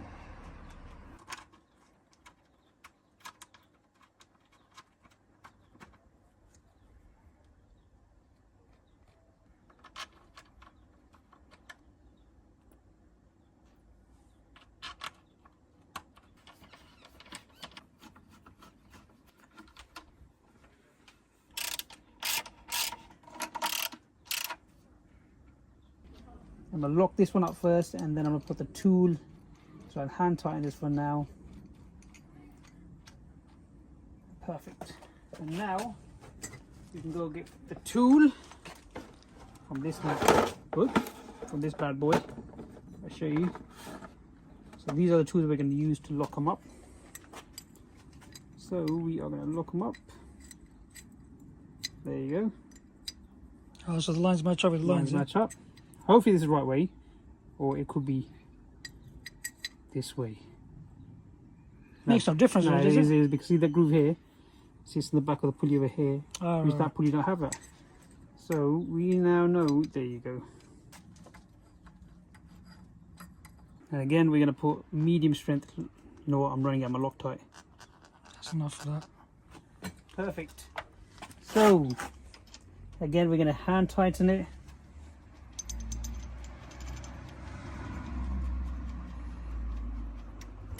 Okay, so I'm just going to wrench it up first before I torque it to spec, which is 95 Nm on these ones. We've got a lovely lock tool in there, so it's not going to turn while we tighten these. The best part today is it's nice and cool. It's not too hot, not too cold. And all schools are broken up and all kids are chilling out today. Proper summer feeling, right? Proper summer feeling, honestly. Right, so we get our torque wrench. Torque to spec, and it should be 85 Nm at the moment, 895, so let's move it down to 85. Now we are going to tighten the bolt, so I've already hand tightened it.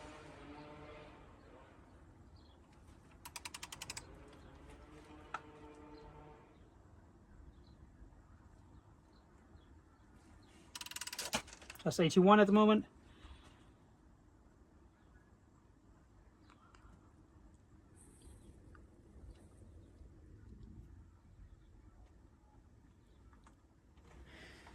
Got 83.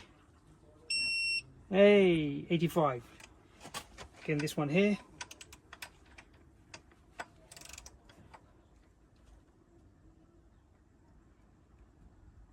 Now we've got this torque to spec, so we can take these tools off and put it back in there. So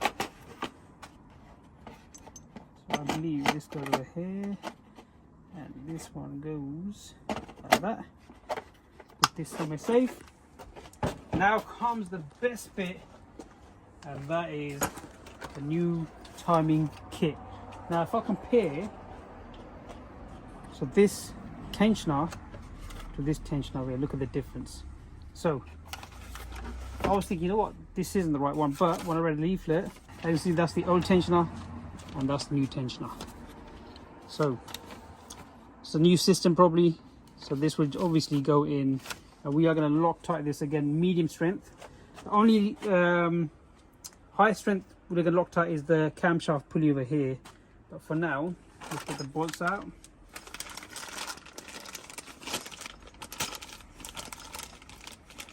We have 3 bolts. This one here. Yep, perfect. There's a picture on the other side as well. Yep. Shows you how to fit it on. Shows you how to lock it. Oh, so right, so that's the tensioner part, so you want to release the tension on it Yeah. to put the belt. Yeah.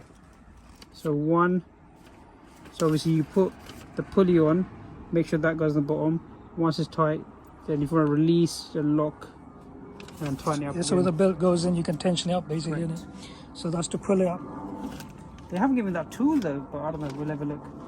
So let me just put these It's not in that bag by any chance, with the bolts on. No, just 2 bolts. That's why we use one of our tools. So again, we are going to put medium strength. And I am running out of it.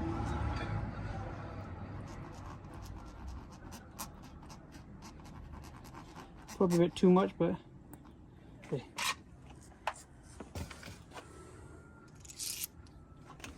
Okay, so we're going to remember this bit here.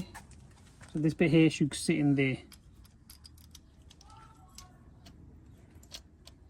Okay. Just like that, see that? Yep, Yeah. that bit there should sit in that groove over there. There. Now we can tighten this up. And this should be, I believe, torque should be 20 Nm. So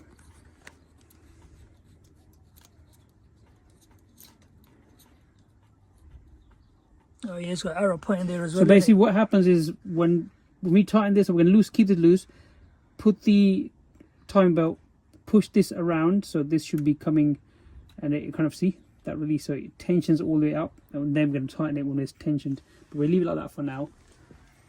We are going to get our... So everything is spec to torque, or torque to spec, apart from the tensioner, because we need to adjust the tensioner. The best bit now, new time belt versus the old time belt. Look at the difference.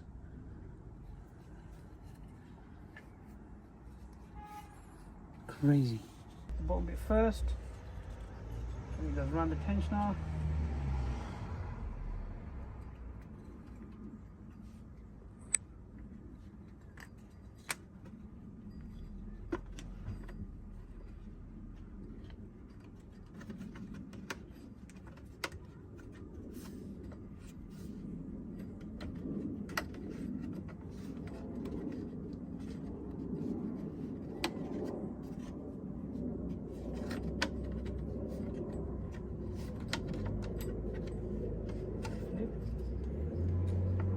Right, so we finally got the engine complete and put back together.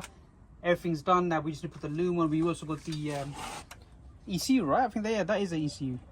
No, that's not the ECU. No, that's the connector that goes into one of the components. So one of the engine modules anyway. ECU is, oh yeah, ECU is in one on the wheel arch. Yeah. Okay, so this sits obviously on the side of the rocker cover, and these are your injector connectors. Plugs, That's your safety pin, so it's gonna clip it in like this.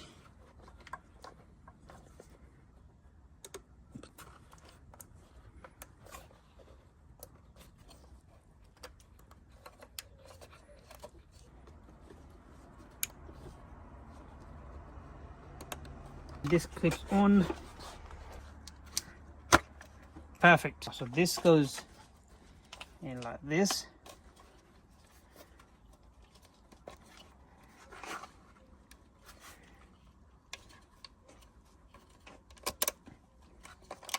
This one obviously is on the column. Yep, car loom. This sits in over here. So earth. Oh, and they actually go around this way, all the way around. Let's move this out of the way. this just in, then you can tie this back up.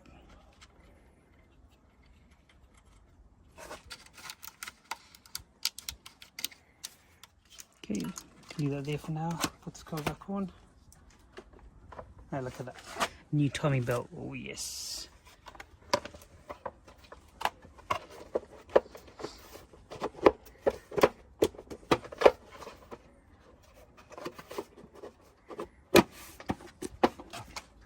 So this. There you go, and then you just cover that up.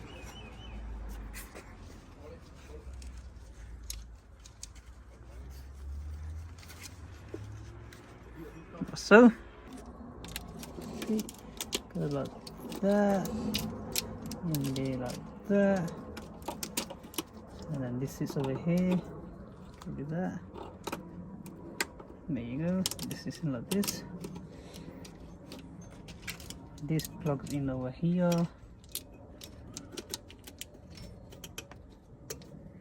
this is this. And this would obviously sit on, I believe, The fan, I think, right? yeah, something like that. Another fan is part of the coolant, so we leave this loose for now. Okay, then you got this bit here sitting over here, like that.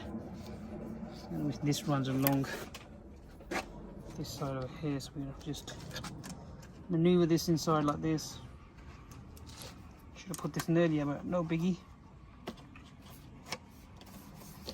And this goes over this side over here. Then bottom.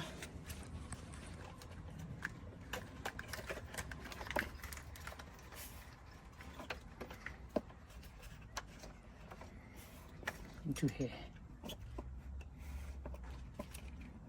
There you go. So we just clip this down, and this sits on the side of at the back of the block. There you go. And then you got these plugs over here, which we need to plug in. So if we come over here, plug will plug over here.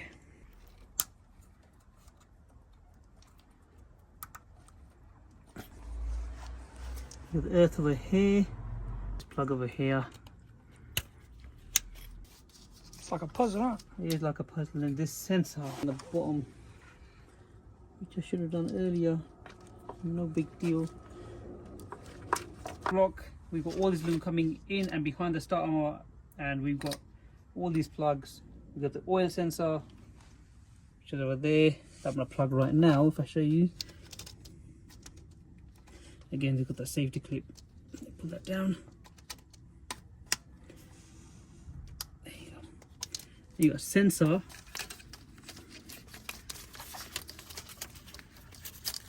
This one over here, which is quite tricky to get. Keeps falling in. This sensor here that sits right at the back over here, so I'm gonna plug that in. I shall show you if I can. If not, is this sensor goes in the back and sits in the back over there.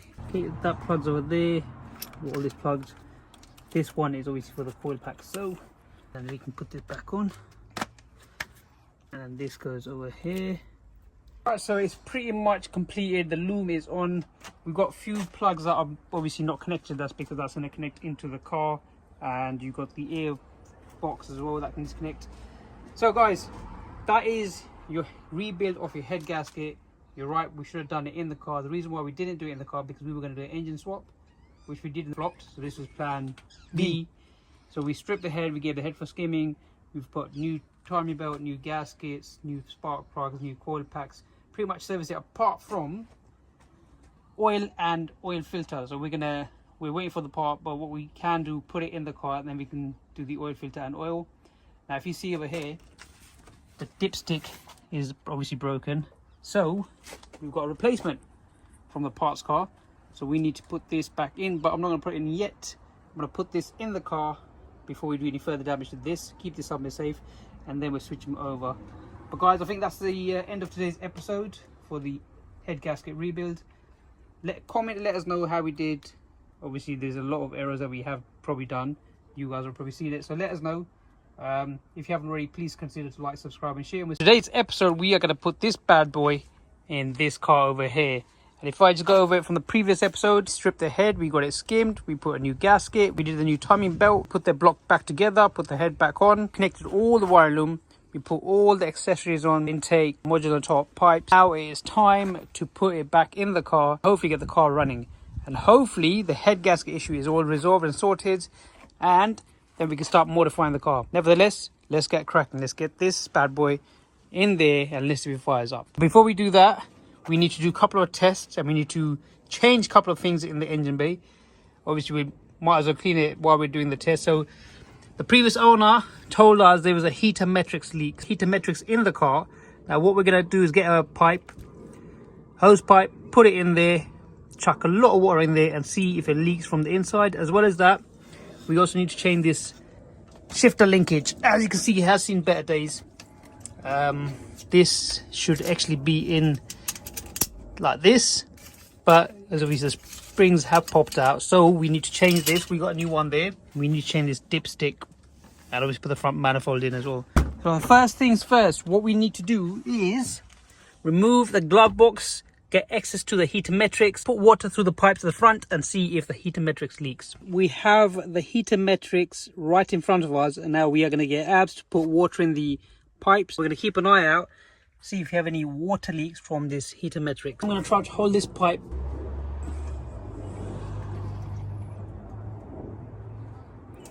Okay, so we've got both the pipes full now, so let's see if there's leak from inside. Okay, so come into the cabin and I cannot see any leaks, can't feel any leaks. However, I personally think we need to get the hose pipe into those pipes to send the water with full pressure, and let's see how we go. Finally got the hose into the pipes. No, it is dry. We are looking good. Absolutely good, mate. No leaks at all. So that's our method at the moment. So it's flowing, but there's no leaks inside. So we got the car ready, paint ready. Have taken all the engine mounts off, so there should be no obstructions. However, I need to take the engine mount from this side over here. So we'll lift it up first, take that off, and I need to tie in the starter motor, which is on this side. No, where's it gone? Yeah, the other side. Yes, there. So I just need to tighten the bottom bolt, which is underneath the tire over there. And then there's one more thing I need to do, which is this sensor here. I need to plug this sensor in, which goes underneath. So once I lift the engine up, I can go underneath and hopefully access it better and put it on. Okay, so we are close. So we just need to jack up a bit higher. So the gearbox goes in first and then the engine sits in. I think that should be it, Abs. That should be it. That should be it. Let me go around this side over here. So let's see. So I think we're going to twist the engine a bit this way because we're going to get the gearbox in first.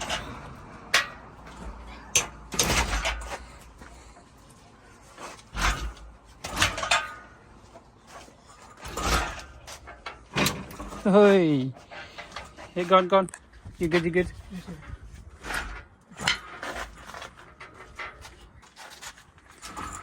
Now we got the gearbox in. Now we're going to twist the engine. And you're going to lower it a little bit. Yep, go on, just a little bit. Just want the gearbox there. Ready? Yep. What? Yeah, go for it. Did I say?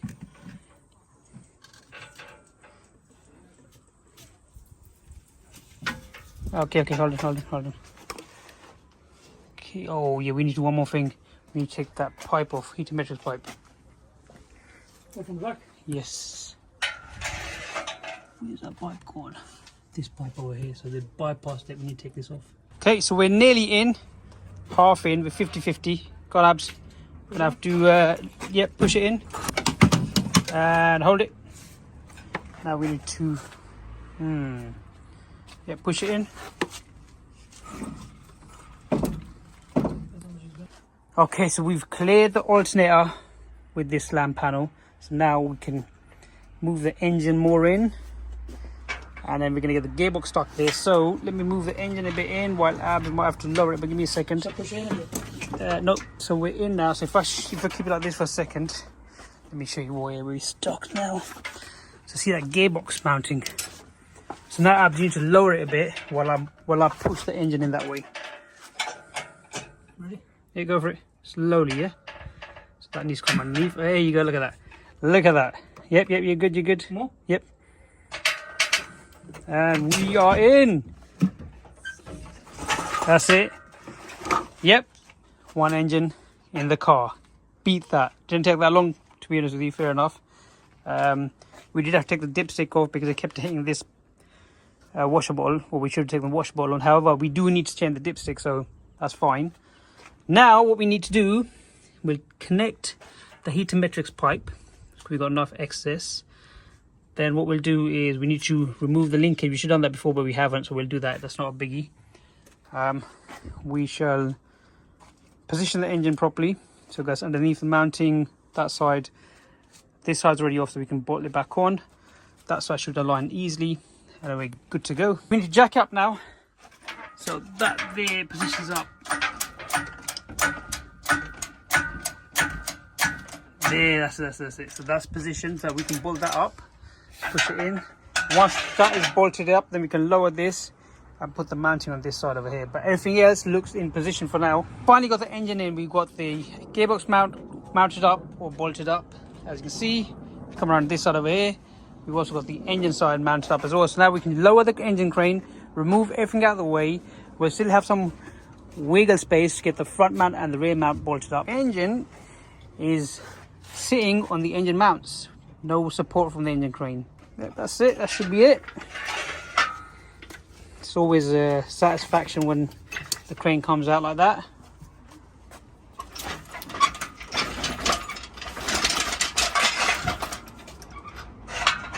So we have to jack the car up just to get the legs underneath the car, and we'll give a bit of clearance.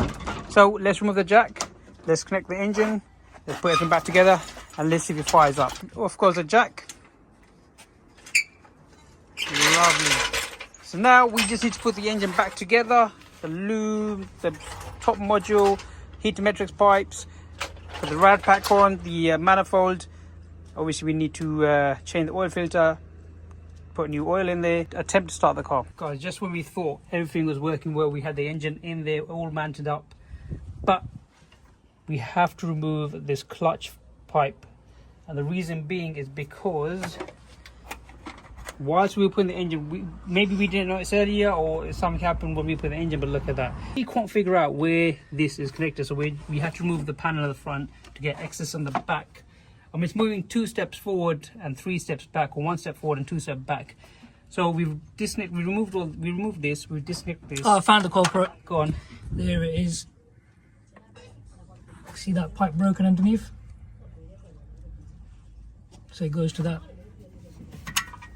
No, on the right, that. Oh, this? Yeah, can you see it? Oh, right. So I think when we put the engine, we pressurized it. I don't know if you guys can see, let me try and zoom in a bit. Yeah, I see it. This bit here. So we need to get a new part, and obviously we've got the link over here. Okay, that makes sense. So that's, oh no. That's actually connected to your brake pedal, Yeah, or no, clutch pedal even. Inside, yeah. Yep, so we'll have to disconnect that. So we got the module back on. Now this was the issue with the previous engine swap we did. This cable over here, which is I believe the coil pack, that was the issue. So that was the one thing that was holding us back. So we had to take the engine out again, hence why we did the head gasket on this. Now let's put this, clip it in. This bit opens up like so. This cable can go in there, secure it. Lovely. Now, the only thing left are these bad boys over here. So let's secure this as well. There you go. And then we got these bits here, which I believe are going to go into something else, which we'll figure out afterwards. Anyway, get the positive and negative connected.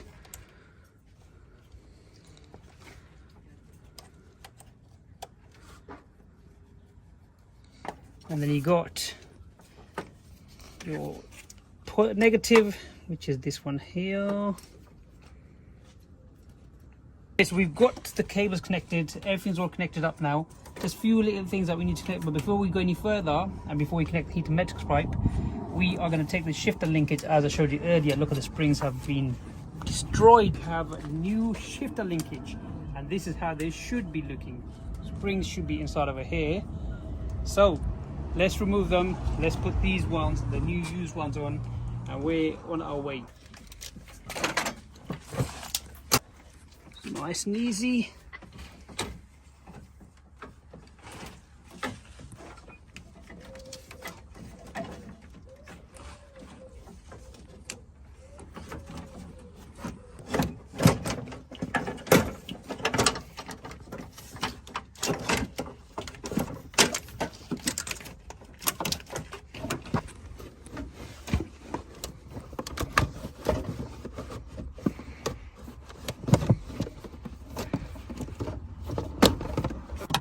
There you go, that's one. Oh, that's two. Okay, so we got our linkage, gear selector linkage, new one over there, and the old one, as you can see, you've seen better days. So the springs have popped out, the white clip has popped out. We just need to put this where the linkage, normally this bit here, hooks onto here. So this is how it goes. These are bolts.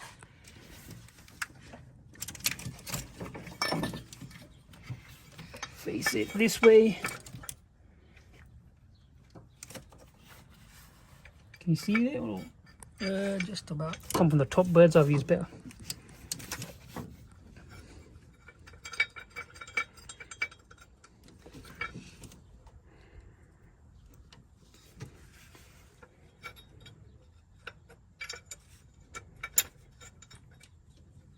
We've got this hooked onto there now, just need to clip this in. There you go. And I've decided to take that off, so now I should be able to clip this on over here.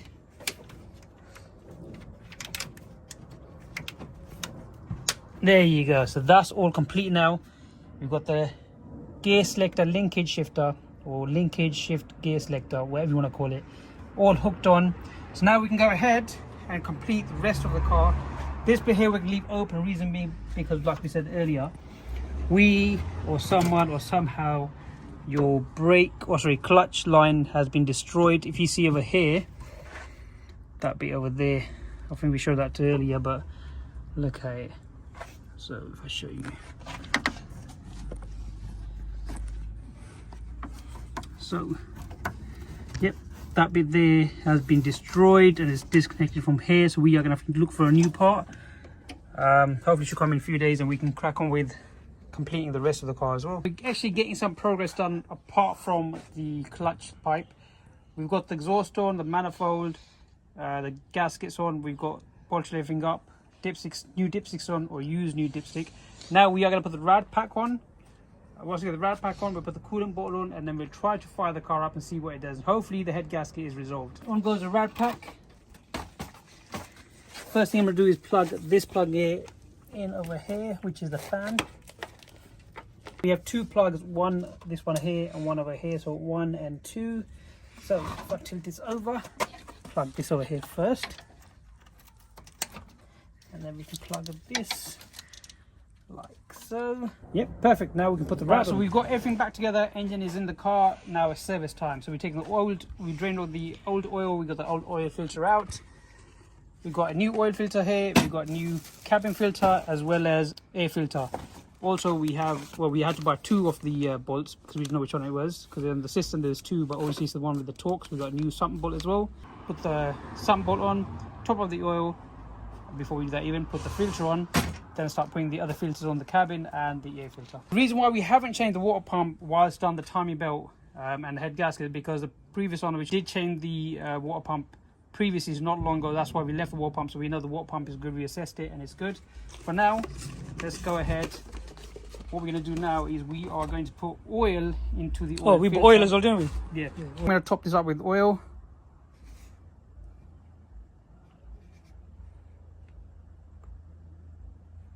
Here it takes 4 or 4.5 litres. We've got a 5 litre oil. Oh, it'll be enough because you're going to have to put it sideways, it's going to spill. We're going to get this in the O-ring, just like that. And now we are going to hand tighten it. The previous mechanic or whoever did the service on it, that oil filter was so tight. Unbelievable. Okay, tricky bit.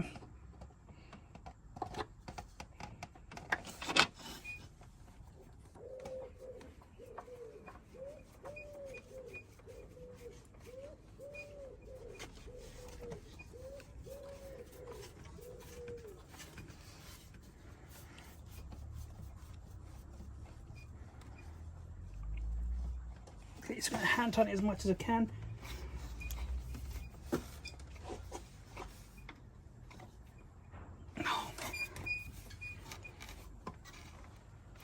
That's the max. Now we can top, well actually before topping up, we can put this Oil sump. Yep, new oil plug.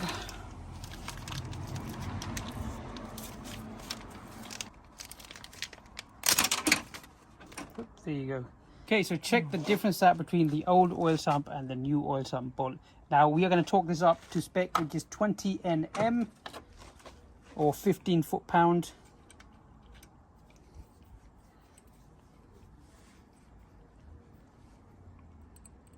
So that will be roughly around there. 15 foot-pound, 0. So tighten that up. And it is a T45. Let's go.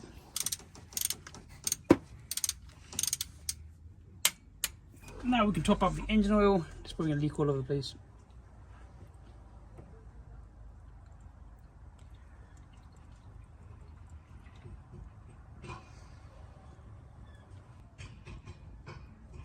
Nearly ready there. We've got the engine in, we've got everything bolted up. We've topped up the oil, put a new oil filter. Now, only thing we need to do is put the airbox back on. But before we do that, we need to change the air filter. So, ooh, that's not bad. So as you see, it's not too bad. I think this was actually changed, but we're not going to risk it. We are going to change this. Let's compare it to the new one. It's not too much of a difference. I think still had life on this one. You can see there's a dirt patch of dirty there. Yeah, but I mean, I've seen worse. Yeah, it's not. I reckon they recently changed this. Yeah, so it could have went on for a few more months. Nevertheless, because we are changing it now. We got a bit of bad news, so I got Abs cleaning the water pump. Yep, you heard that right. The water pump.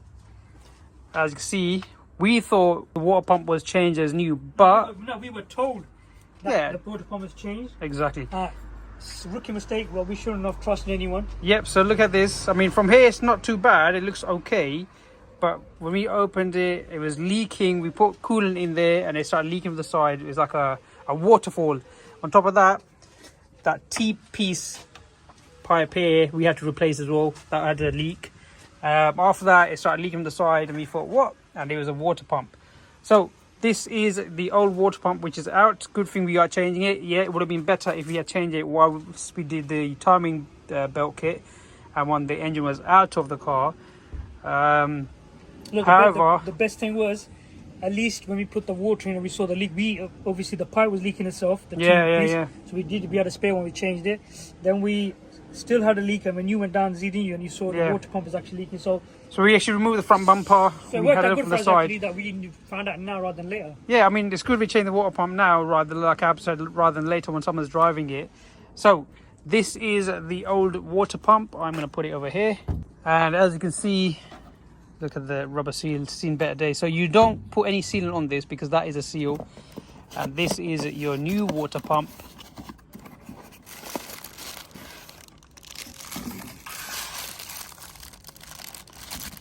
So out with the old, in with the new. Let's have a quick look at, oh, gotta take it out of the package. But yep, in with the new.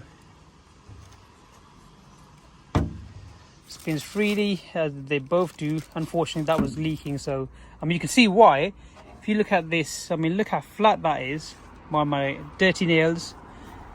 Look how flat that is compared to that. Ooh, nice. So let's get the water pump in the car. Okay.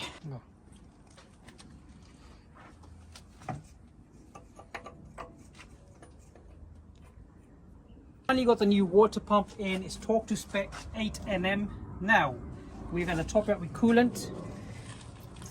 Mind the milk bottle, but we've got a big coolant bottle, 40 litres, that we top it up why there's milk bottles. It is all cleaned up. Alright, just check the water pump and if any leaks.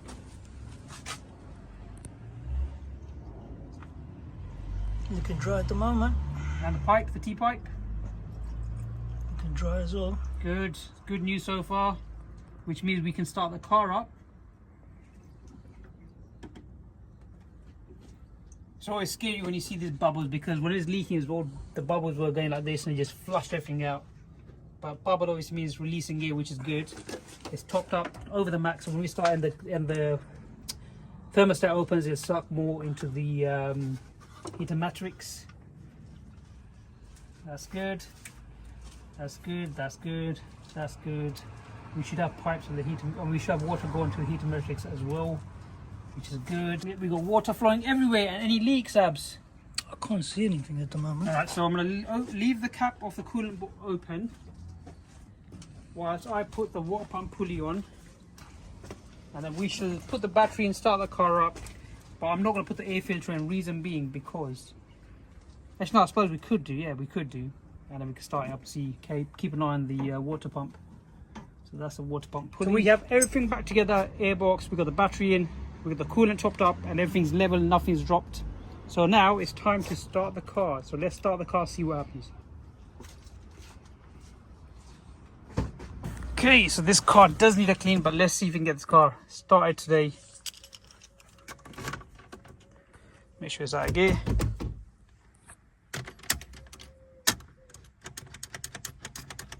What? No electrics. Currently this car is becoming a right headache. It's not running, it's not starting. We've got no electrics at all. The central locking is not working. Nothing is running. So what we've done now, would it be the battery or have we missed something out? We do not know, but we put the battery on charge. I don't know what to do next. We are going to wrap this episode here. We've been through a lot of headache, but the cars we've had no luck with at the moment, and we're just spending silly money at the moment. Guys, at the moment it's a big failure. Watch the space for the next episode, and let's see if we can get this car running. Let's see if we can sort the electrics out. Is it a relay? Have we missed some wiring out? Or is it the battery giving up? Let's see. Right, so before we end this episode, we've got it working. Yes, you heard it right. We jacked the car up, went underneath to see if the starter motor had an issue or if there's a loose connection. But no, that wasn't the problem. Luckily, Abs came on time. He saved my life. Battery connected. Well, I did put it in charge. Okay. So when you put the battery on, Yep. and obviously with this battery, I saw it was charging all day. Yep, it was. Yeah, when you put it on, was there any power whatsoever? Nothing at all. So normally when you put a negative or positive and you put the negative, you get a little spark. There's no spark. At one point I thought I saw a spark, but I was obviously imagining things. Because you wanted to. Yes. There are some cables that we can't figure out where they go. That one there, and there's one here which goes in the sensor, and I can't put it in for some reason. So I went to start the car as I showed earlier in the episode, and there's absolutely no electrics, nothing at all. Central locking, nothing was working. So Abs came, and I was like, Abs, look man, we need to put a jumper on it. It might be the battery might be weak. It can't be that we've got absolutely zero electrics. All the earth, everything's connected perfectly fine. Battery can't be totally dead, or it might be totally dead, hence nothing's coming on. So I was like, let's get the jumper on. Abs like, no, let me have a look. And then I'm gonna tell them, Abs, you check the fuse, and this and this and this were loose. So we connected it all up, connected the battery back up, and guess what? Live-o! So we now have electrics. Check this out. Excited. Yes, look at that. All of the electrics are now working. However, I'm not going to start it because, knowing me, bad luck. So I'm going to get Abs started up, and I'm going to go to the front, and let's see what it does. Abs, you go ahead and start it up. Yeah, so just to echo on this, even something stupid like this, because these do act like your earth as well. I didn't know that. I So genuinely just didn't know make that. sure you have everything tightened up. There you go. You learn something new every day. But let's start the car. I'm not going to stand in front. I'm going to stand beside it, even though I trust my work, but I don't trust the car. So I'm going to turn the ignition on. I'll get the oil pump up first. just crank a few times. Don't start it. Just switch it on and off. That's it. Carry on. Do it twice more. So we get the oil flowing. And we get the fuel coming in. All right, now we can start it. So let's attempt to start it up. Oh yes, oh yes, oh yes. Come on.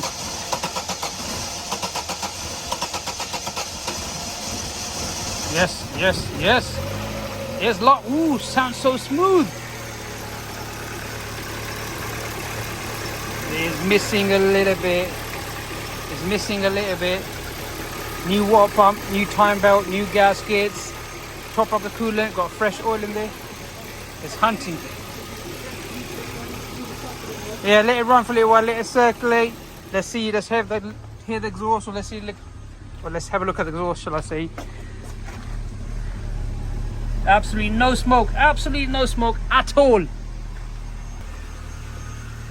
Yep, it is sounding way better. Yeah, it's picking up now, so it's hunting. It's getting all the oil pumping around. It's picking all the new ones. We got the smoke coming up. I think that's the oil leak that was just sitting on the exhaust. Well, I think, yeah, we've cut off when we put oil in there and our top up too much, it started leaking a bit. So that hopefully that smoke should clear out. And we've left the cap on and we're going to bleed the air out. And then after when it bleeds out, we'll lock it and we'll see if that bubbles up. I mean, it's looking good so far.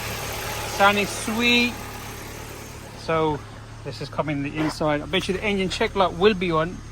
Yep, as you can see it is. We're running out of fuel as well. Hot. I'm gonna put the fan to 1. Oh, I forgot. I need to change the heater blower. Totally forgot about that. As well as the cabin air filter, which we got a new one, so we'll put that in. So I can't really work the fan. But what we'll do, we'll let the car run for a little while. It is, the time over here is 12:05. I'm going to let it run for 20 minutes and see how it goes. We'll switch it off, disconnect the battery, change the heater blower, then we'll bleed the air. After all that headache, we are back to step 1. Again, reason being, we started the car up, we left it running for 20 minutes, and guess what? The coolant was bubbling up again. Now, we have no coolant water. It's all leaked out, as you can see. We thought, all right, you know what? We done the head gasket. Obviously, head gasket is not the issue because it's the same scenario again. So we removed the thermostat. Thinking it might be the thermostat stuck, but look at that. There's no thermostat in there, nothing at all. So now we need to get a new thermostat, put that in, look at the thermostat temperature sensor. That might be another issue, hence why it's bubbling up. So obviously the head gasket is not an issue because we've got a fresh head gasket, we've got a skin, we've got a new gasket on there, put everything back together. Now back to stage 1 again. Look at that. Don't know what to do, guys.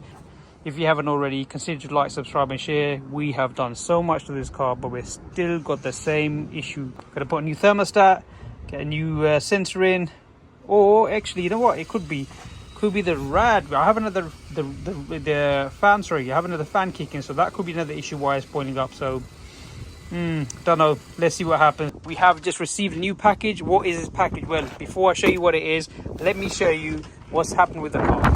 So as you can see, we've got parts all over the car. What are these parts for? Well, let me show you. And there you go. Yep, you guessed it. We've got no dash. We stripped the dash. We've stripped the whole cockpit of this car. This is where the dash is at the moment in our garage. The reason why we stripped the whole dash, this heater matrix has a major leak. Have a look at this. Just look at that. What has happened here? I haven't got a clue. So we removed the heater matrix and we received the new one, which is in this box over here. However, before we do that, we need to get rid of the coolant that's been leaking into this plastic container or the box that holds the heater matrix.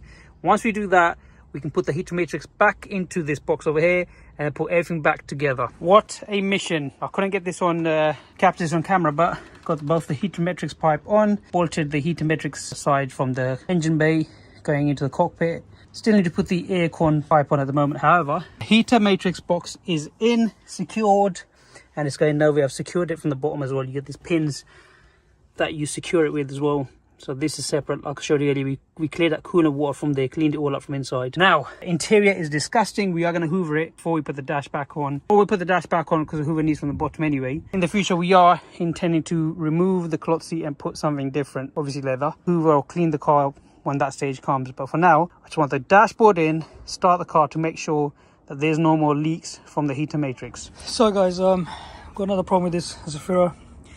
Headache after headache, something breaks or something always goes wrong. So we're trying to leave the clutch, get all the air out and then get it pumped up properly. And basically what happened is the nipple bleed, if I show you back here, that got rounded off. It's plastic, so you can only use it so many times to do that. Now what we need to do is replace this, but the best way of replacing the whole part, if I just move that, is called a plastic elbow clutch connector, which connects this clutch cable fluid pipe here, and it goes into the gearbox, and that's where the nipple bleed is. So yeah, we're gonna order a new one to replace it, so I'm just gonna remove this. Alright, so I've managed to release everything up, and again it's just twisting this because there's a lot of pressure on it, so it's hard to pop it out. So you keep pulling it, and as you pull it, there you go, it should loosen up. Right, so we got the new one here. We've removed, this is the old one, so I've still got to attach the pipe because I don't want the pipe to leak, because we've got a rubber grommet that this sits in, like, there you go. Easy as that. Oh, it's coming up, there. Oh yes, we got a resistance.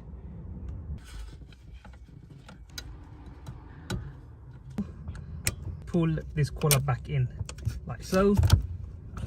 And look at that adjustment there.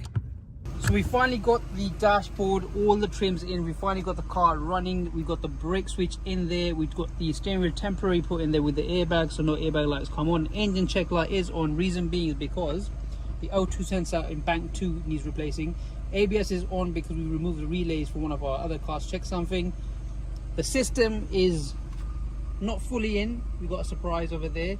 We have, however, if you see over there, see that black Wire. Yeah, so if you come to the back of the boot, got wire sticking out there, so we're trying to put a reverse camera. We have removed the boot trim because we are going to paint the boot, so we removed the trim out the way. It's a pro job. Look at that. So I fed this camera through there into the trim, all the way down here, all the way in here. It's going to go all the way in there from the top pillar down to the dash. So that needs to be fed in properly, but I've released it as much as I can. So my plan is to have the camera sitting here, and then obviously I've got to get the wire there somehow, so maybe we've got to drill a bit bigger hole over here. So we've got 8, yeah, we've got 8 of them that are obviously held up with the trim, so we don't need 8. Luckily this one here is broken, so that might just work. Oh, bring it from that hole, you mean? Yeah, if we can. Yeah, look at this. And it's a nice Oh, hole. that's the plug. We feed that through here to be honest with you. Let's have a look. So if you do this, is it long now? It won't be long enough. Let me just shut this. Oh, that would have been perfect if it was long enough. But it's not long enough. Yeah, it's not long enough. But let's see what we can do. Let's remove this first.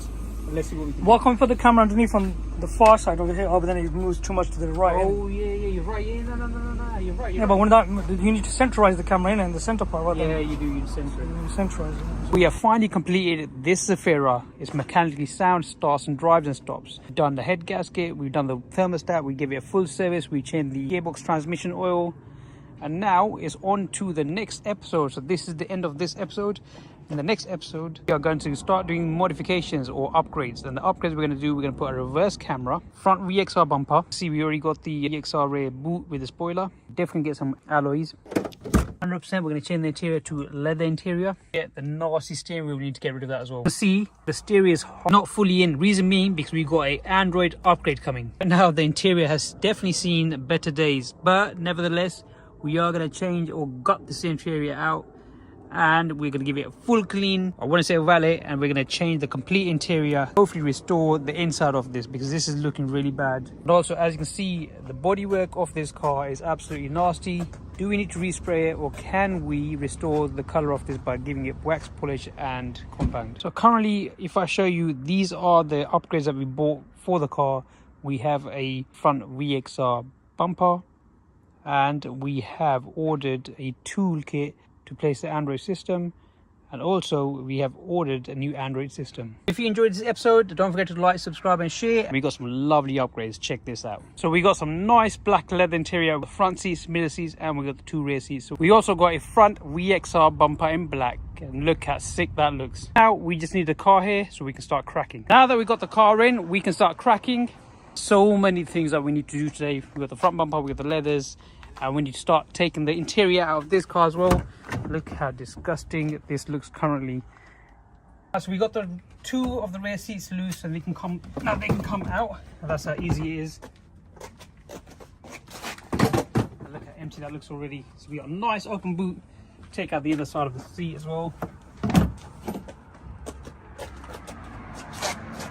these seats I've definitely seen better days compared to the leather ones. Look at the leather ones. Check out the difference it's going to make. And we get free cloth with it. I don't know what this is doing here, but check out the difference.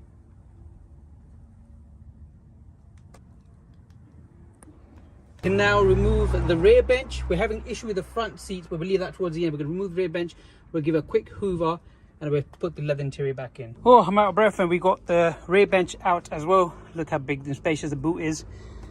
And voila, what a mission this was. We did say we want to clean it up. However, I don't think so we got time for that at the moment. We might give it a quick hoover, let's see. If not, let's put the leather interior back in. Then we just need to remove the front seats.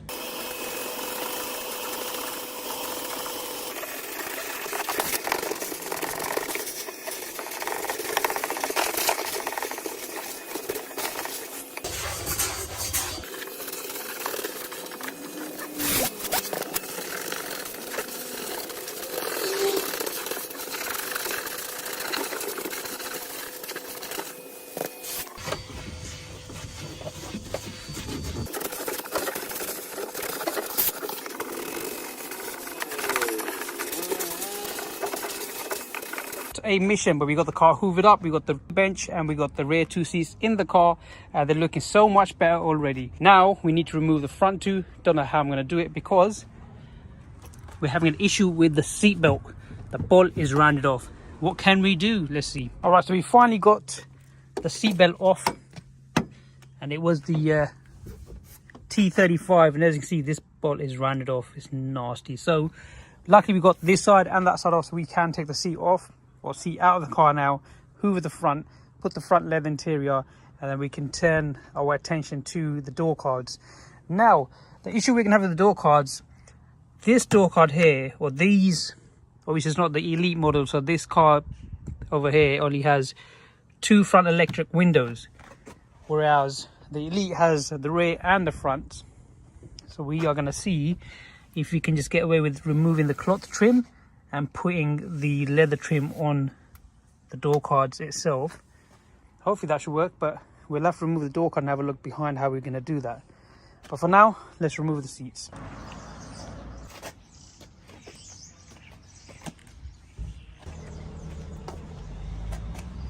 Finally got both the seats out. As you can see, they have seen better days. What a nasty condition they're in. So let's compare these two seats with the leather seats. All right, so check the difference out. Both passenger sides, I mean, look at the difference. Here are the driver side. Wow. And not in that, we've also got armrest, which is a good thing. So let's get these two seats in the car and let's see what difference it makes. Obviously, before I put the seats in, I do need to hoover the front. So done the rear already, I'm gonna do the front, clean it up, and let's put the seats in.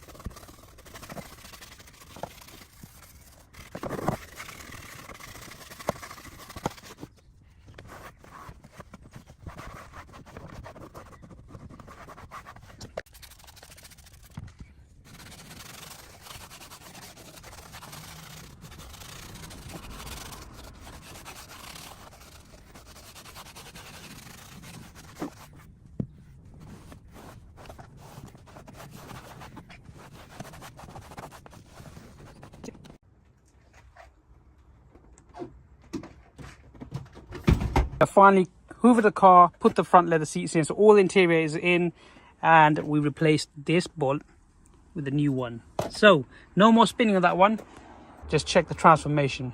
Check out that before, this is the after. This is the after.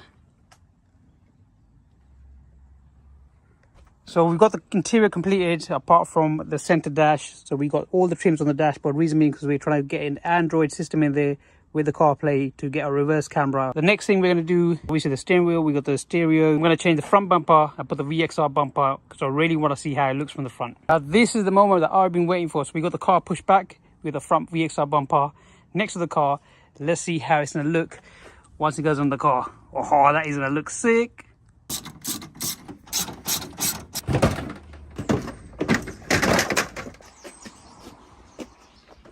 Right, so we got the front bumper removed as well as the front grille.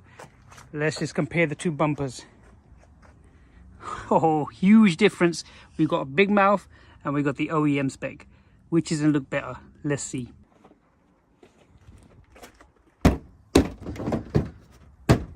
Check the transformation out. That looks epic.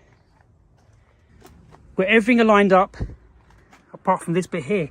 Don't know why, but the headlight sticks out a bit too much on this side over here. If I could show you, just a little bit out. But we do need a front grille. If I come this side over here, oh yes, I'm loving this big mouth front. Looks epic. We got the front bumper fitted. We do need a front grille, obviously. We got the complete interior swapped over. Got the car cleaned up from inside. I'll say 50%. We still need to put the Android system. We still need to put some wheels on it.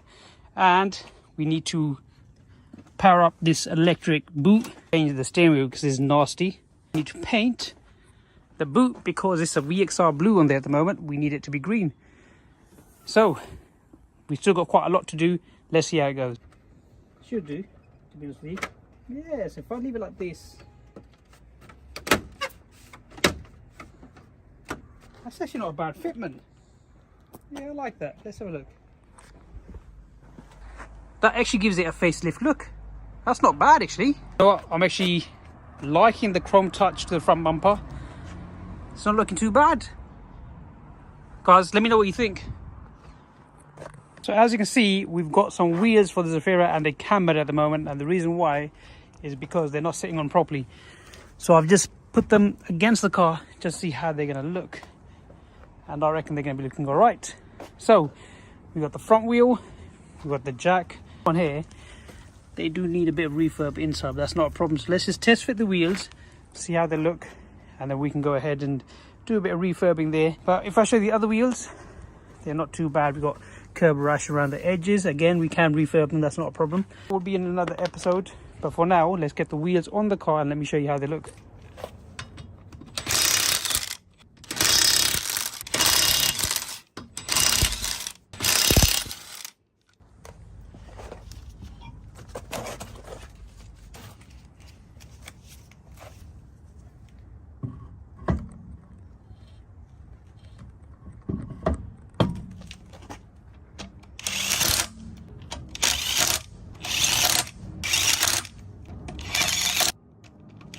A quick before, check the after. Now doesn't that make a huge difference to the wheel?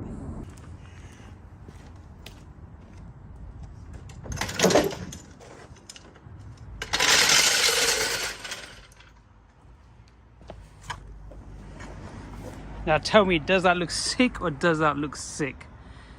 Oh yes. I'm absolutely loving this. Check this out. We got the wheels on.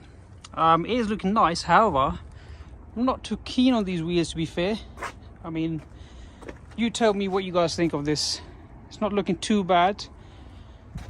What are these? So these are 205 55 R16, so the 16 inches with the Continental tires.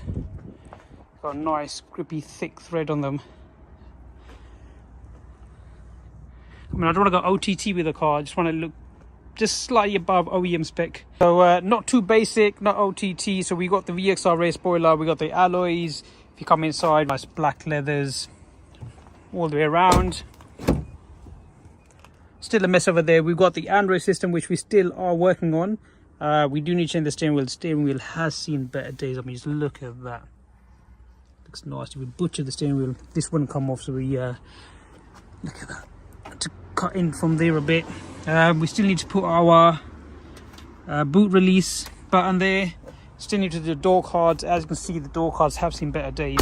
Let me just check that out over there. Probably with old Zafiras, I think, but they definitely seen better days, as well as rear ones. Now the rear ones, so we're getting all the leathers and the interior parts from the Elite model. Whereas the rear ones are manual on this, and the Elite model are electric. So I'm not sure what we're going to do with the door card, or what the plan is currently, but we are going to go ahead and swap the door cards. When we remove this door card, and we'll see what we're going to do. We might just implement the whole mechanism to make this electric, so I'll give it a little upgrade. Still need to clean the interior. What else do we need to do? And obviously we need to paint the front bumper, we need to paint the rear boot. Currently mechanically it's all sound, it's all sorted. However, just behind there we've got the brake breather pipe that goes to the brake booster. That needs to be seated inside the booster. At the moment brakes are really stiff. Battery, put that in charge.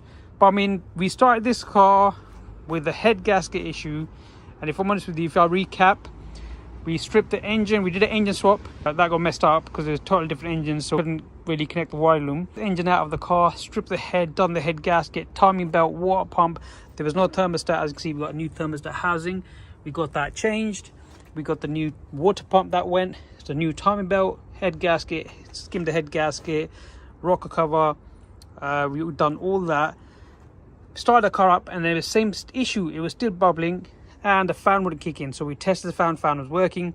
Then we realized it wasn't the head gasket, it was actually this radiator or coolant cap that wasn't holding the pressure of the water. So we changed that, and perfect. The car is now spot on. It's got a full service done to it. Then we start modding the car. We got the VXR front bumper, we got the alloys. Oh yes. We got the interior all done up. We got the VXR boot that came with the spare car. Android system. And not even that, it's a big mess here. Where's it going? We've got reverse camera as well. So where do we stand with this car currently? We've done the upgrades. Still need to put the electric button on. Still need to put the reverse camera on. Android system needs to go inside. Once we've done that, we can move on. So we're progressing with the project.